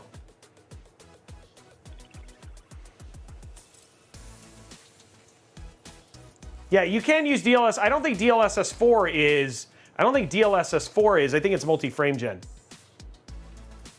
So, anyway, there's a lot to do, and we're doing a much deeper dive on that stuff because we want it to basically work, but yeah. We've done some of it, and there's definitely some videos on it if you want to go see it, but it's just one of those things that, it's hard. So anyway, that is it for today's build. Hopefully you guys got to see some performance numbers. I showed you multi-frame gen, plus performance, plus all that sort, so I can show you even the differences in all of those different performance numbers. We showed you, like, again, I don't know, the CPU is running cool. I'm pretty warm on this one, so I don't know if it's an AIO problem. It might be something where we end up testing it with a different AIO to see if the experience ends up being a little bit better. This case does run warm, and the other two is we could do something like where we took off the case and all that sort of stuff. I hope I gave you some ideas by showing you some games, mainly Cyberpunk, and then showing you guys the stuff through iCat that really kind of help you have an understanding of what is being brought to the table with DLSS, especially DLSS4 and Transform. And I expect, especially now as it goes more mainstream, that you guys will see a lot more videos on this, and we'll try and do our best as well. Plan is, be back tomorrow, $4,300 Phantix Evolve X2 build. We're gonna be using the first of the partner cards, 5090 builds. We'll try and show a little bit more, like maybe we'll load up some Star Wars or something like that. There are supposed to be more games that are supposed to get their patches and updates tomorrow. And so the only thing that might potentially delay that build and push all the other builds out is if those patches don't come out, because I wanted to use non-test patches to show some of that stuff as well. So I hope what I showed you was helpful.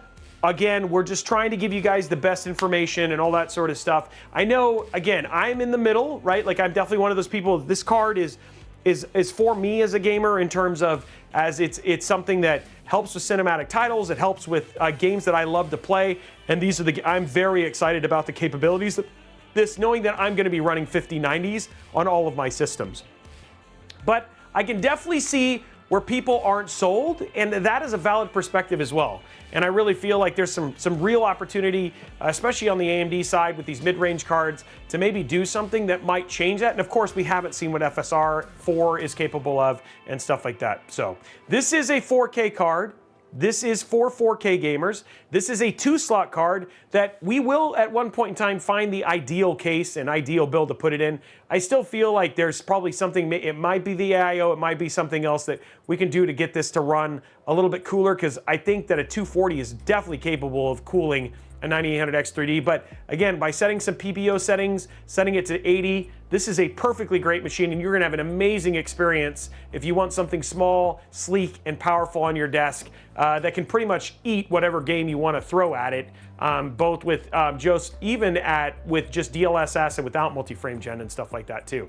So anyway, guys, that is it for me.